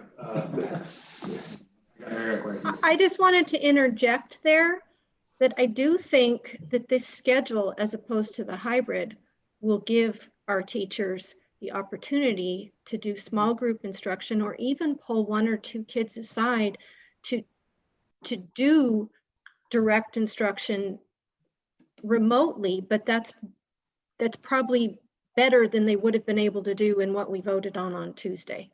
I know you all know that I do a lot of work with decoding dyslexia. I was responsible for putting together this huge resource list in the springtime of tools and resources that parents could use, and the kind of apps that were available for parents and teachers to use for free, that are usually not for free, were really amazing. And I got to practice with that with myself for the students that I volunteer with. And it really is amazing what you can do when you've got the ability to give the student remote access also. I mean, it's not as good as being in person with them, but it's something. And those are the kind of, better than nothing kind of ways we have to look at this really trying situation. Okay. Mark, did you have any other question? Not at the moment. Okay. So my turn. So first of all, let me start with a thank you for all of the work that staff has done at all levels to provide us with the various options that have been presented in the last few weeks. I said from the very beginning that this was a moving target that was literally changing, sometimes multiple times a day. Boy, have we seen that. Between Tuesday and today, it was a sea change. So I want to thank staff for being able to pivot to the best of their ability and provide us with this new information. As you know, I was strongly in favor of returning in person. I'm sure we all were, to one extent or another. But I think we also said that we wanted to do it with appropriate health guidelines and protocols. And when we received new information after Tuesday's meeting about the things that were not going to be available, contact tracing as an example, follow-up from the county health on people that were found to be infected, the fact that we weren't going to have things like temperature checks for staff and students as they came onto campus. That really changed my perception about what was ultimately the best thing to do. I've said all along, I was in favor of in-person because I do believe it's the best modality for delivering the most impactful experience for our kids, but only if it can be done in a safe environment. And I think, frankly, that echoes what everybody has been saying. The literally thousands of emails that we received since the start of this debate all pretty much said the same thing. We want to get back to quote unquote normalcy, but only if it's safe and only if it follows appropriate health protocols. And so I turned from being strongly in favor of in-person to a rethinking about it. And I've talked to parents, I've talked to teachers, I talked to administrative staff. I've talked to doctors. I had over 10 conversations with parents and committee members had MD after their name in the last couple of days. It's been a fascinating discussion. And I'd come to the conclusion that a full distance hybrid a full distance delivery was in fact the best option for our kids. As things change, we can relook at it. So this is not something we'll have to see what comes in terms of motions from board members, but I would be in favor of having a fairly frequent review to determine when can we get back to in-person instruction. The sooner the better. But again, with that caveat, and people forget it. I got a lot of emails from people who basically, you're putting our kids at risk.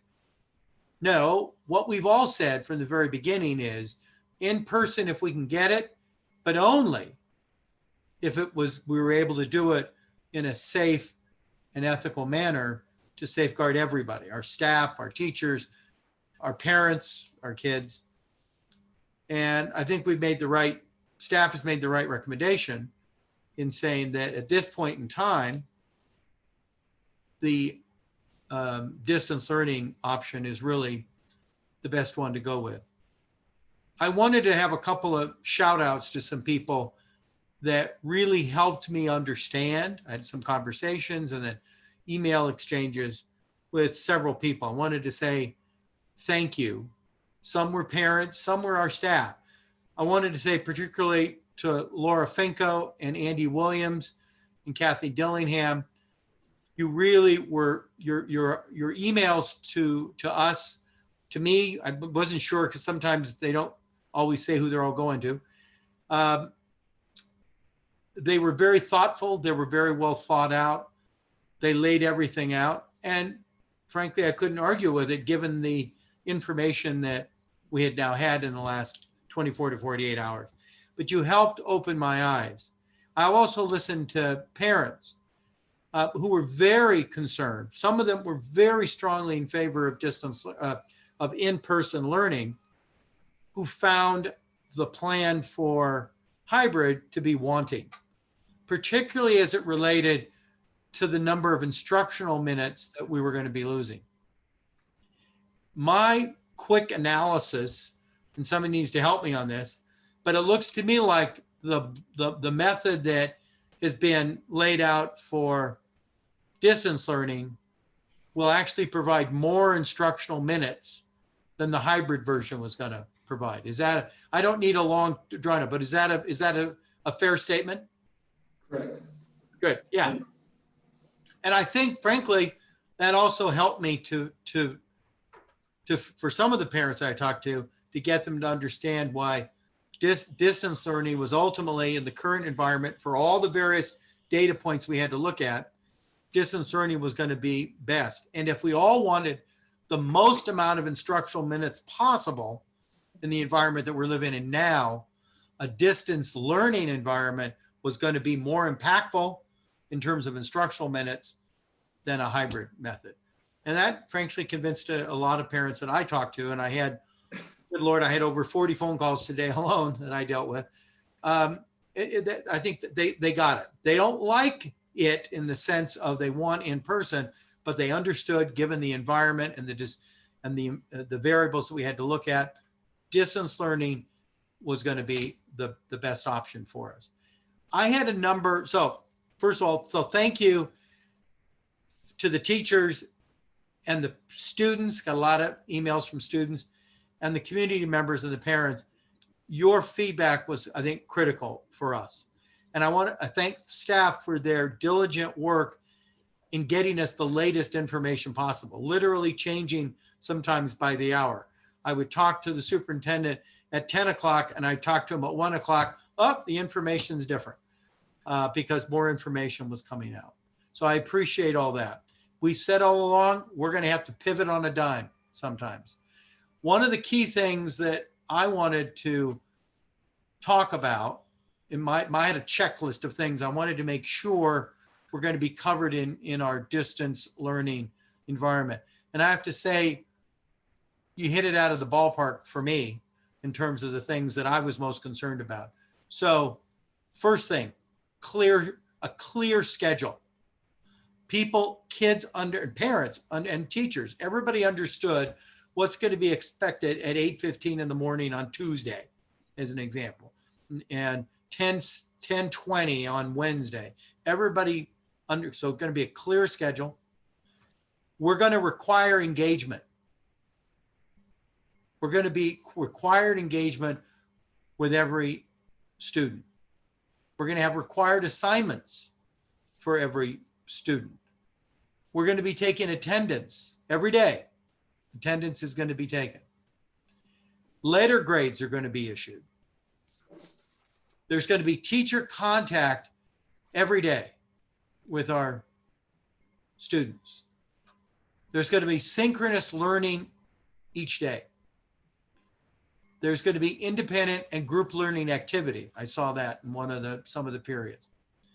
And all learning is going to be anchored in our new LMS, our learning management system. So those were some key points that I felt a distance learning, a impactful,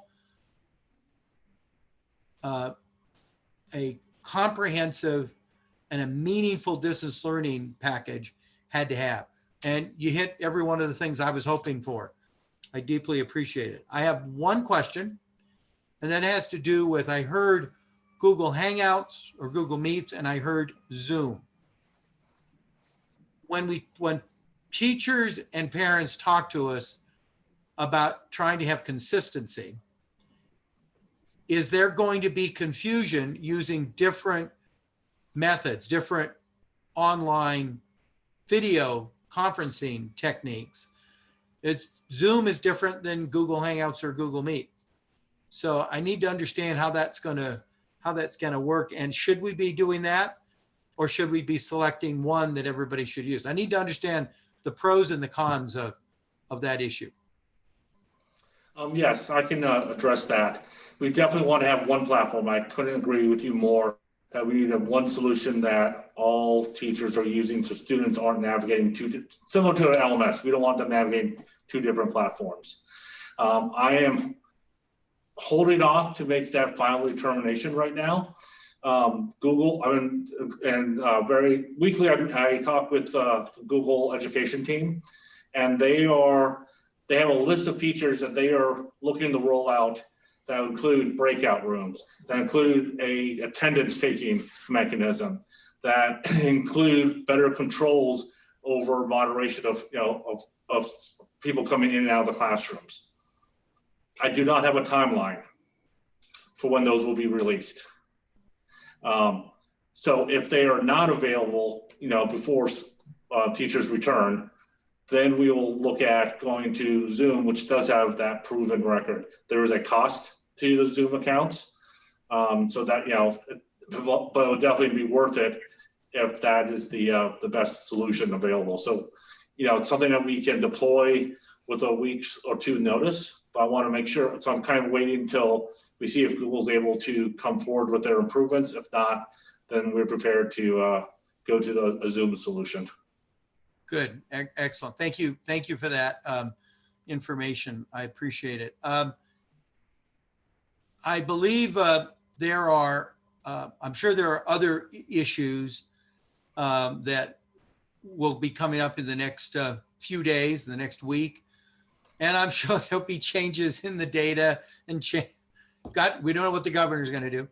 But all of us will be available as a board if we need to meet again in order to get more information about how things are rolling out, or God help us if we have to change direction because the information from the state or the county has changed. I have a question about how we're going to make sure.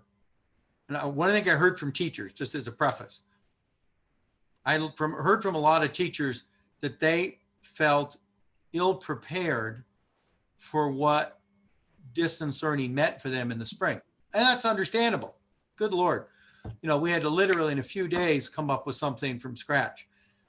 What I want to make sure is that we as a school district have done everything we can so that every teacher before August 11th has been provided with the appropriate in-servicing, the professional development, so that the tools that they're going to be available to him or her are going to be able to do things.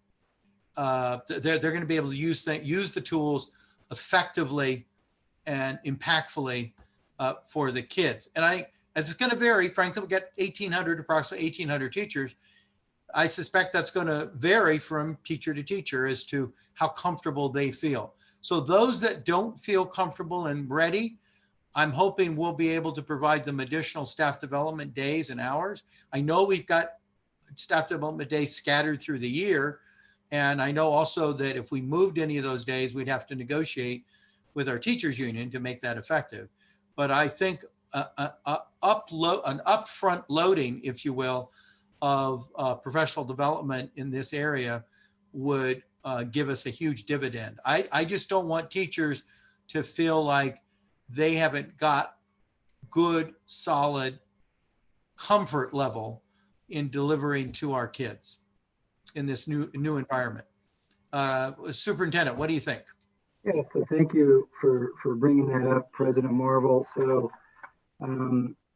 one of the things we're looking forward to do after the trustees take action here tonight is to engage with our employee groups on all things reopening.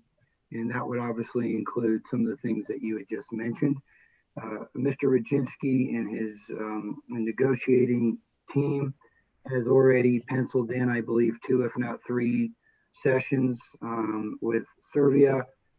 He's had preliminary conversations and sessions with FCIU and CSEA because it impacts all of our employees, not just teachers and counselors and the folks in the certificated ranks. So we would get right busy with that. In fact, we've already scheduled a meeting for 9:30 tomorrow morning, believe it or not, to really begin to do what we do and bring folks together and start to plan for next steps. With that said, there is, as you pointed out, Mr. Marvel, there's still uncertainty. I think after tomorrow's press conference from the governor, we'll have a bit more direction. But nonetheless, we've got some work to do on that you've heard. I've also taken a look at your board calendar. Your next regular scheduled meeting is August 4, followed by August 25. You've already had multiple special meetings. Thank you, trustees, for that. We may have more. We will keep all of you trustees up to date in regular communications as we always do as soon as tomorrow. Our commitment to the community is to summarize our meeting tonight and send on all communication to our community. But I'd also like to ask, even though I know there's, some of you have said hundreds of emails, there's been tens of thousands of emails in communications, not just through email, but also through our website. So we will not be responding to each and every one of those. We'll try to communicate effectively through our weekly communications, soon to be multiple communications each week. And it will begin to shift from central communication from district staff, likely coming from the sites as folks begin to build schedules and do those kinds of things. So we will do that. We will keep all of our community close. We'll keep trustees close as things begin to shape up here over the next 3.5 weeks. Mr. Schmidt, could you give us a recommendation from your perspective on if there's a motion and a second and majority vote to go to distance learning? Like we did with hybrid, we had a 4-week period. So what would be your recommendation if we accepted your recommendation, go to distance learning? What would be your recommendation in terms of a length of time before we reviewed?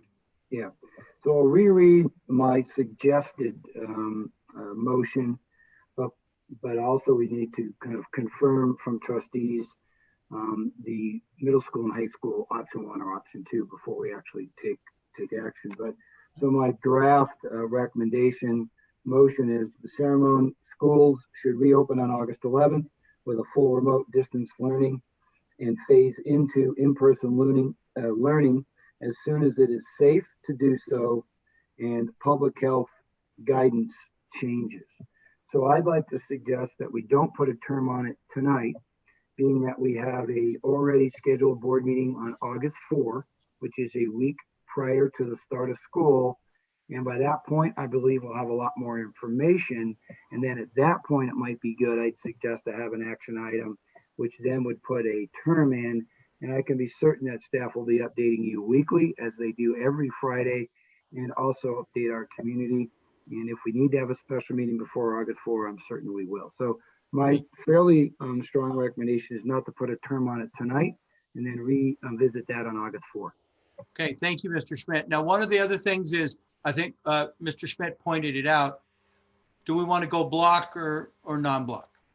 The recommendation, it sounds like I heard the recommendation was to go block at the secondary level, right? Okay, does anybody have any thoughts about that? Rachel. I think that's really important because of the reasons that John gave early on. I think for the same reasons we moved to blocks in high school in person, it's even more important here because it'll allow students time to do the directed instruction, then break into groups, go off maybe and do a homework assignment and then come back for their next class. But I think if we're asking them to sit through 6 quick classes, then they get to the end of that and they have a whole pile of homework that they also have to do. And it'll be the same kind of stress and anxiety we've been trying to get away from as we have been moving in this new direction. I also wanted to ask a clarifying question though about the choices that we are asking families to make, because we're now going back remote, but what happened with the intent to become in person when it's safe, but are we still offering a remote, I don't want to go back to school until there's a vaccine option? I just wanted to get clarity on that and how that fits into the construct we had on Tuesday. Thank you, Ms. Hurd. Yes, we're still working on the declaration and how that would go, but yes, there will still be that remote option, but we're going to see the recommendations tomorrow and to move forward with that. But yes, we're working on our declaration based on the information tonight, and so that we will get that out Monday with you to all of our community members. In addition to to that, that, specificity, because there's some confusion. What are parents declaring? What is the declaration? Thank you. Yes, I can, if the board takes direction to go remote tonight, the declaration will be different than if it was, remaining with the hybrid, where you would select that. So the declaration, the initial parts of the declaration, Mr. Jewett, are, are you considering venture? What are your tech needs? Gotcha. And that would be the main component of what you'll receive on Monday as a community. And then with what Ms. Hurd just asked, there will have to be additional follow-up as conditions change. So the declaration will be much simpler than it was initially planned for on Tuesday night when we were discussing, hybrid and the select weather going, but we still have to wait board direction tonight. Okay. Any other, yes, Rachel.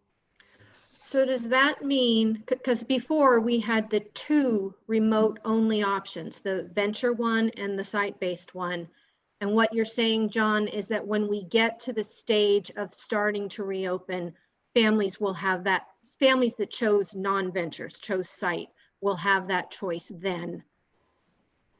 Absolutely. And as conditions change and as we learn more, we'll refine that and keep you updated on that. But absolutely, we want to make sure that every student and staff member feels safe returning to Right. campus. We're not going to force anybody back to full-time that doesn't feel comfortable. Thank you. That's what I needed to hear. Okay, any other comments about block versus non-block? Mark? Well, I was just gonna ask a question. I got three of the world's greatest educators right in front of me, so I'm gonna take this opportunity for each of your opinions and pros and cons, block versus regular, before I give you my vibes. Thank you. That was nice. And I have been a teacher and a principal under both systems, and there are pros and cons. But in our situation here with what we're going into, I absolutely believe the right recommendation is to go block for the reasons that we've discussed. It allows students and staff to pause, to have more time for breakout, for individualized work. Again, I have a bias, just like you. I have 3 teenagers at home, and the on-off, and was difficult. And I think the attention span going forward. So, and I believe in the rigor and the depth of instruction, we're able to get much deeper into what we do. So my personal recommendation is for the social emotional support, the academic interventions that may be needed, they'll be more timely specific, and the breakout rooms and the collaboration, that is a much better option for our students moving into this remote world. Well, at the elementary, most of it isn't, but as a principal at both middle and elementary, I've seen block and just a regular schedule. I know when talking to students, a lot of them have liked the block because with some of their classes, they're able to do more work and get more individual time and some project work done. So I defer to our secondary team on it, who have been working diligently and really getting feedback and input from teachers and students as well. Yeah, well, I couldn't agree more with both of you. And nearly all of the feedback that I receive is in favor of a block, in part because of just what Nadine and John said in terms of the rigor of the instruction. You just have more time to go more in depth with the concepts, and that's really, really important. I also think just when I envision, since Google Meet or Zoom is going to be our primary interface with the kids, it's hard for me to imagine the students or the teachers going first period for a small period of time off, second period, third period. It sounds very frenetic to me and overwhelming. And as a middle school student, as even a high school student, I don't think that that would be very productive. Okay. You guys fit my biases.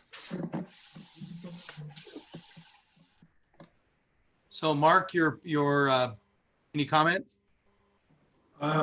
Not on this particular topic, but I do want to come back around for a couple more questions. But let's keep the flow on block versus traditional. Okay. Anybody else have any questions on block? Oh, okay. All right, we're on to questions then, Mark. Again, you said you had a few more questions. Just a couple. The inequities, the challenges that existed when we first embarked upon this journey, March 13th, for the large part still exist. Have we thought about how we're going to, now we have schedules, right? That's one of the things we wanted. We wanted structure for our students, so we have the schedules. But what's going to happen if we start seeing disengagement from certain students? What is our outreach plan? And I can speak from the elementary because our social emotional committee did bring that up.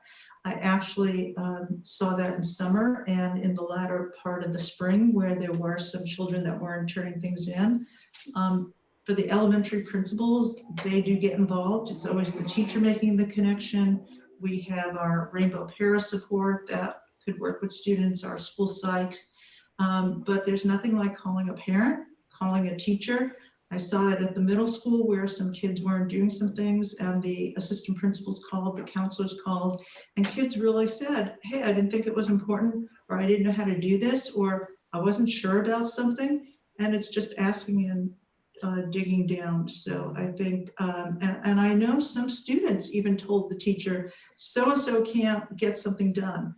And so it's kids connecting and taking care of each other and letting people know, and we will make those calls and find out what people need. I think we have more resources. I think we saw that that was an issue, and we can definitely be ahead of it. Yeah, one thing I'd like to add is, I'd like to shout out all members, but I'd like to specifically give an example of our counseling team, a shout out to our counselors. When we were discussing the spring, a number of counselors shared with me and our team that they were able to connect with more students because of that awkward moment of walking into an office may not happen, and using the Google Hangouts, the Google Meet, staying connected.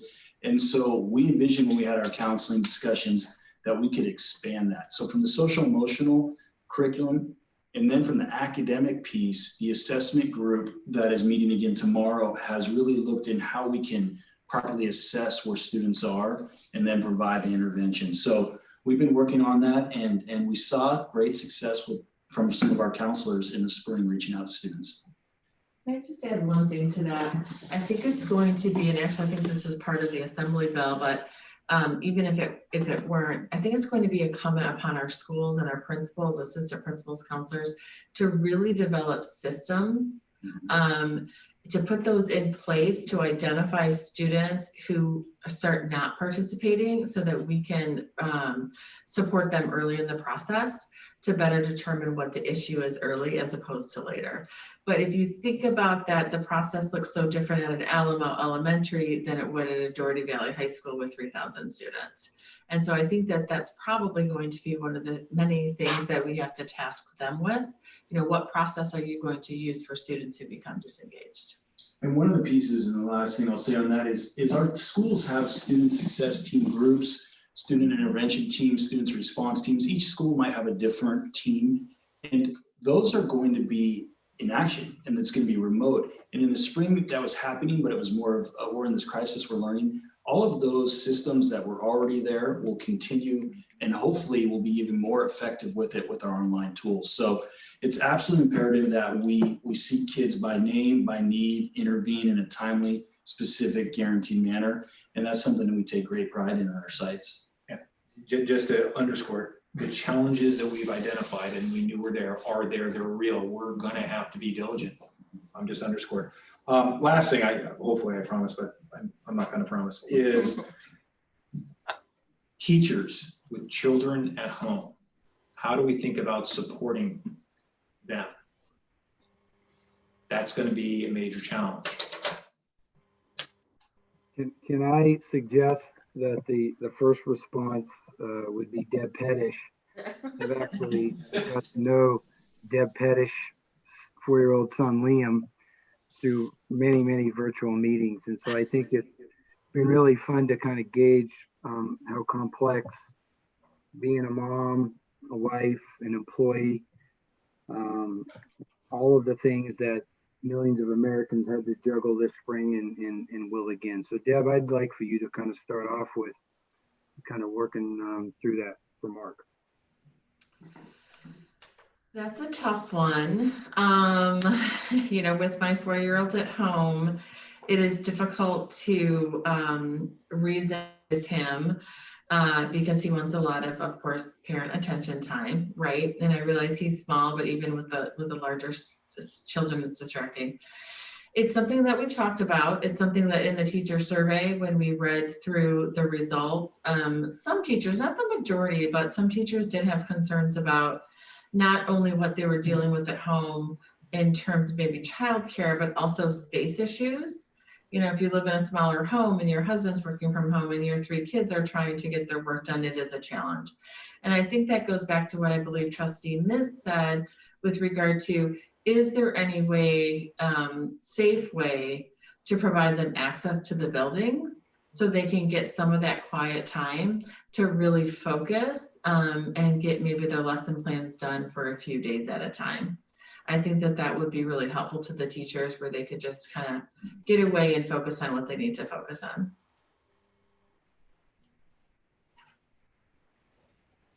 In- And actually, yeah, if I could, I'd actually like to follow up on that as well, because interestingly, I had a conversation with a Contra Costa County superintendent just this morning, who is kind of grappling with that very issue in her school district. And, you know, clearly, I think we need to kind of weigh and consider what the traditional answer to that question would have been, with the extraordinary nature of the circumstances in which we're dealing with right now, and doing the best that we can do to kind of facilitate how the teaching and learning process can best be executed by the employees that we hire to do it. So I don't think necessarily we have a hard and fast answer yet, but I think that it's going to be really important for us to be open-minded and consider various possibilities as we evolve in the next couple of weeks in the conversations that we have with our bargaining units about how we might be able to address that issue. And Ken, you had your hand up. Yes, sir. Yeah, I was going to make this comment a little bit earlier, but it fits in here. You know, one of the groups that we really haven't talked much about this evening, and it has a lot to do with us moving from one possibility to another. As we said earlier, we've all got a lot of phone calls and emails over the last week or so now. And I'll just say, first off, I really appreciate conversations I had with students on the phone today and yesterday. And I really appreciate how thoughtful people have been in expressing themselves. But one of the things that, you know, want to make sure that we don't leave out is the parent aspect of this. You know, one of the difficulties by not going back to full-time in school is the amazing amount of stress and strain and difficulty and challenges that we put on the family unit, particularly as parents go back to work. You know, we're really focused, as we should be, on the students in the classroom, our teachers in the classroom, their safety, and making sure they're getting the best education they can.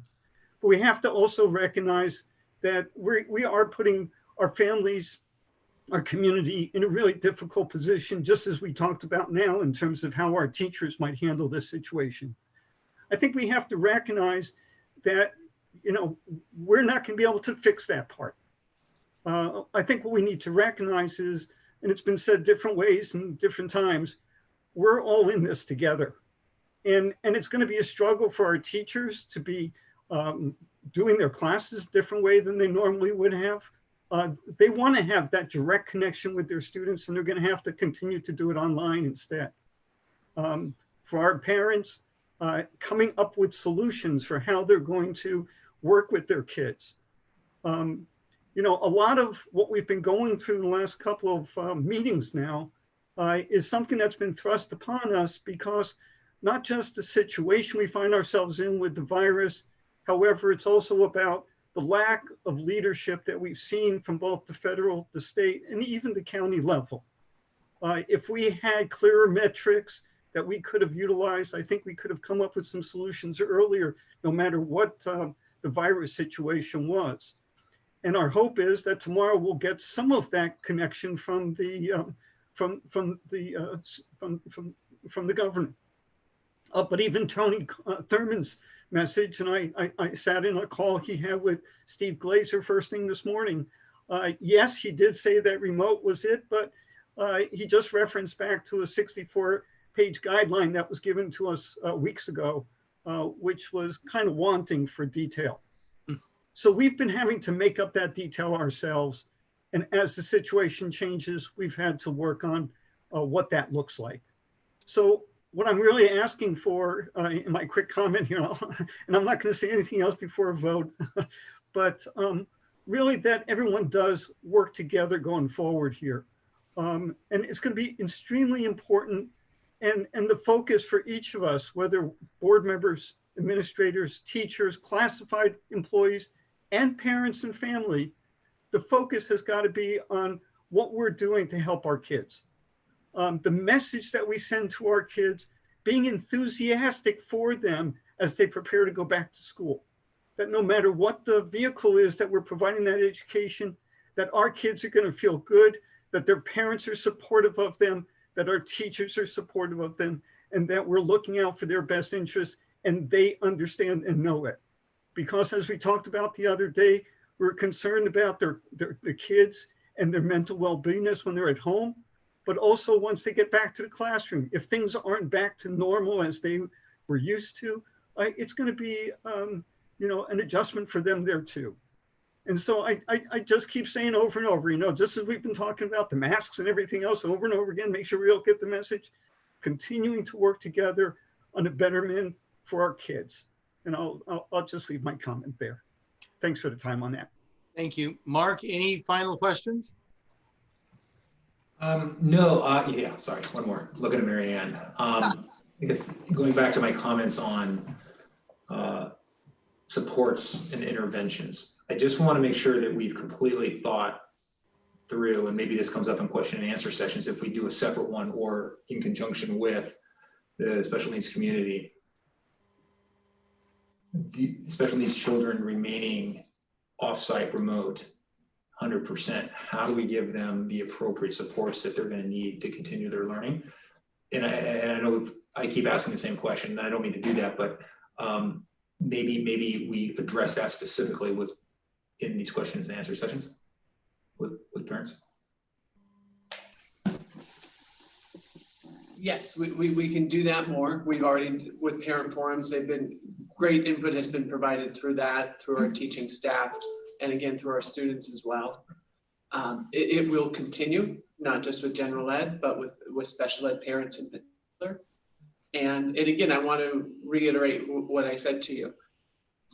We are increasing it and we are enhancing it as we move forward. It's a focus. And as soon as we can, again, my recommendation, I'm owning this from me, but I also know a great many of my peers feel the same way, that as soon as we can and as soon as it's safe, we want to start bringing back our students as soon as we can, even sooner than others if at all possible, because we want to get them in person. But I'm also going to say, I know our teachers greatly want it. I haven't heard from one that doesn't.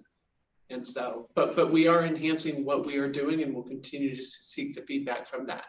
To our parent community, they have done a phenomenal job reaching out to myself directly and understanding of everything, but giving their direct feedback. And again, I encourage them to continue to do so. Thank you. So before, and I was remiss in not making this comment earlier, I had sent all of my fellow board members, and you may have got it independently as well, the petition that was signed by the thousands of students out in the Doherty Valley, asking that we have distance learning as the delivery model. So I wanted to point out, I told the kids that called, I would make sure that you all got it. I sent it to you, but I also would say I'd do a shout out to them about it. So I wanted to make sure I covered that. Any further questions, or I'm going to call for a motion. I need a motion. Anybody? Yes, Ken. Up, you're muted. Okay, no, I'm not. There you go. There you go. I think because we've already voted on this, I think Robert's rule would call us to have a vote of reconsideration, and then we take a motion. So I'd like to move that we reconsider our vote from Tuesday night. Second. Okay, motion and a second. All right, all in, any discussion? All in favor, say aye. Aye. Aye. Aye. Say, if you're opposed, say no. Motion carries unanimously. Okay, now, and if somebody want to give me a motion based on the way it was described by Ms. Schmidt, the recommendation from staff. Yeah, so moved. Okay, Susanna is making the motion. Rachel has her hand up. That's a second. Any further questions? Yes. I'd like to suggest, not that it would be absolutely necessary, but I'd like to suggest to include in the motion that we are selecting option 1 for middle school, slide 12, yes, and high school option 1, slide 14, just to make sure. That's the block. And clarify That's the block. Block. Right. Yeah. Yes. Yeah. Thank you for pointing that out. I think we had a consensus on the board. Yeah. That's what we wanted, but you're right. Thank you. Is that okay for Susanna and Rachel? You'd agree with that amendment? Yes. Good. All right. Thank you. All right. Any further questions or discussion? Hearing none, I'm calling for the question. All in favor of the motion, say aye. Aye. Aye. Opposed, say no. Motion carries unanimously. Thank you, everybody. We managed to do this under 3 hours. I'd like to point that out. Anything else to come before us at this point? Just a comment, my last comment for me is this gives us time, I believe, to go back and rethink the hybrid approach. If the circumstances allow us sooner than later to start a phased reentry into school, to really think about how we can re-engineer that approach to put more touches in front of teachers than the one that we have. I feel very strongly because I'm just forecasting what I see going on in the environment that it's going to be a phased reopening. So I really want to make sure that we take this time, to the extent that we have the capacity to really start working back on that hybrid approach. I think as a board, we've made it very clear that we want staff to be working on all the options so that we're able, based on the literally daily change, we can pivot if we need to effectively and quickly to best serve our students and our staff and our parents. Yeah, so thank you for making that point, Mark. Okay, nothing else before us tonight. We are adjourned. Thank you, everybody.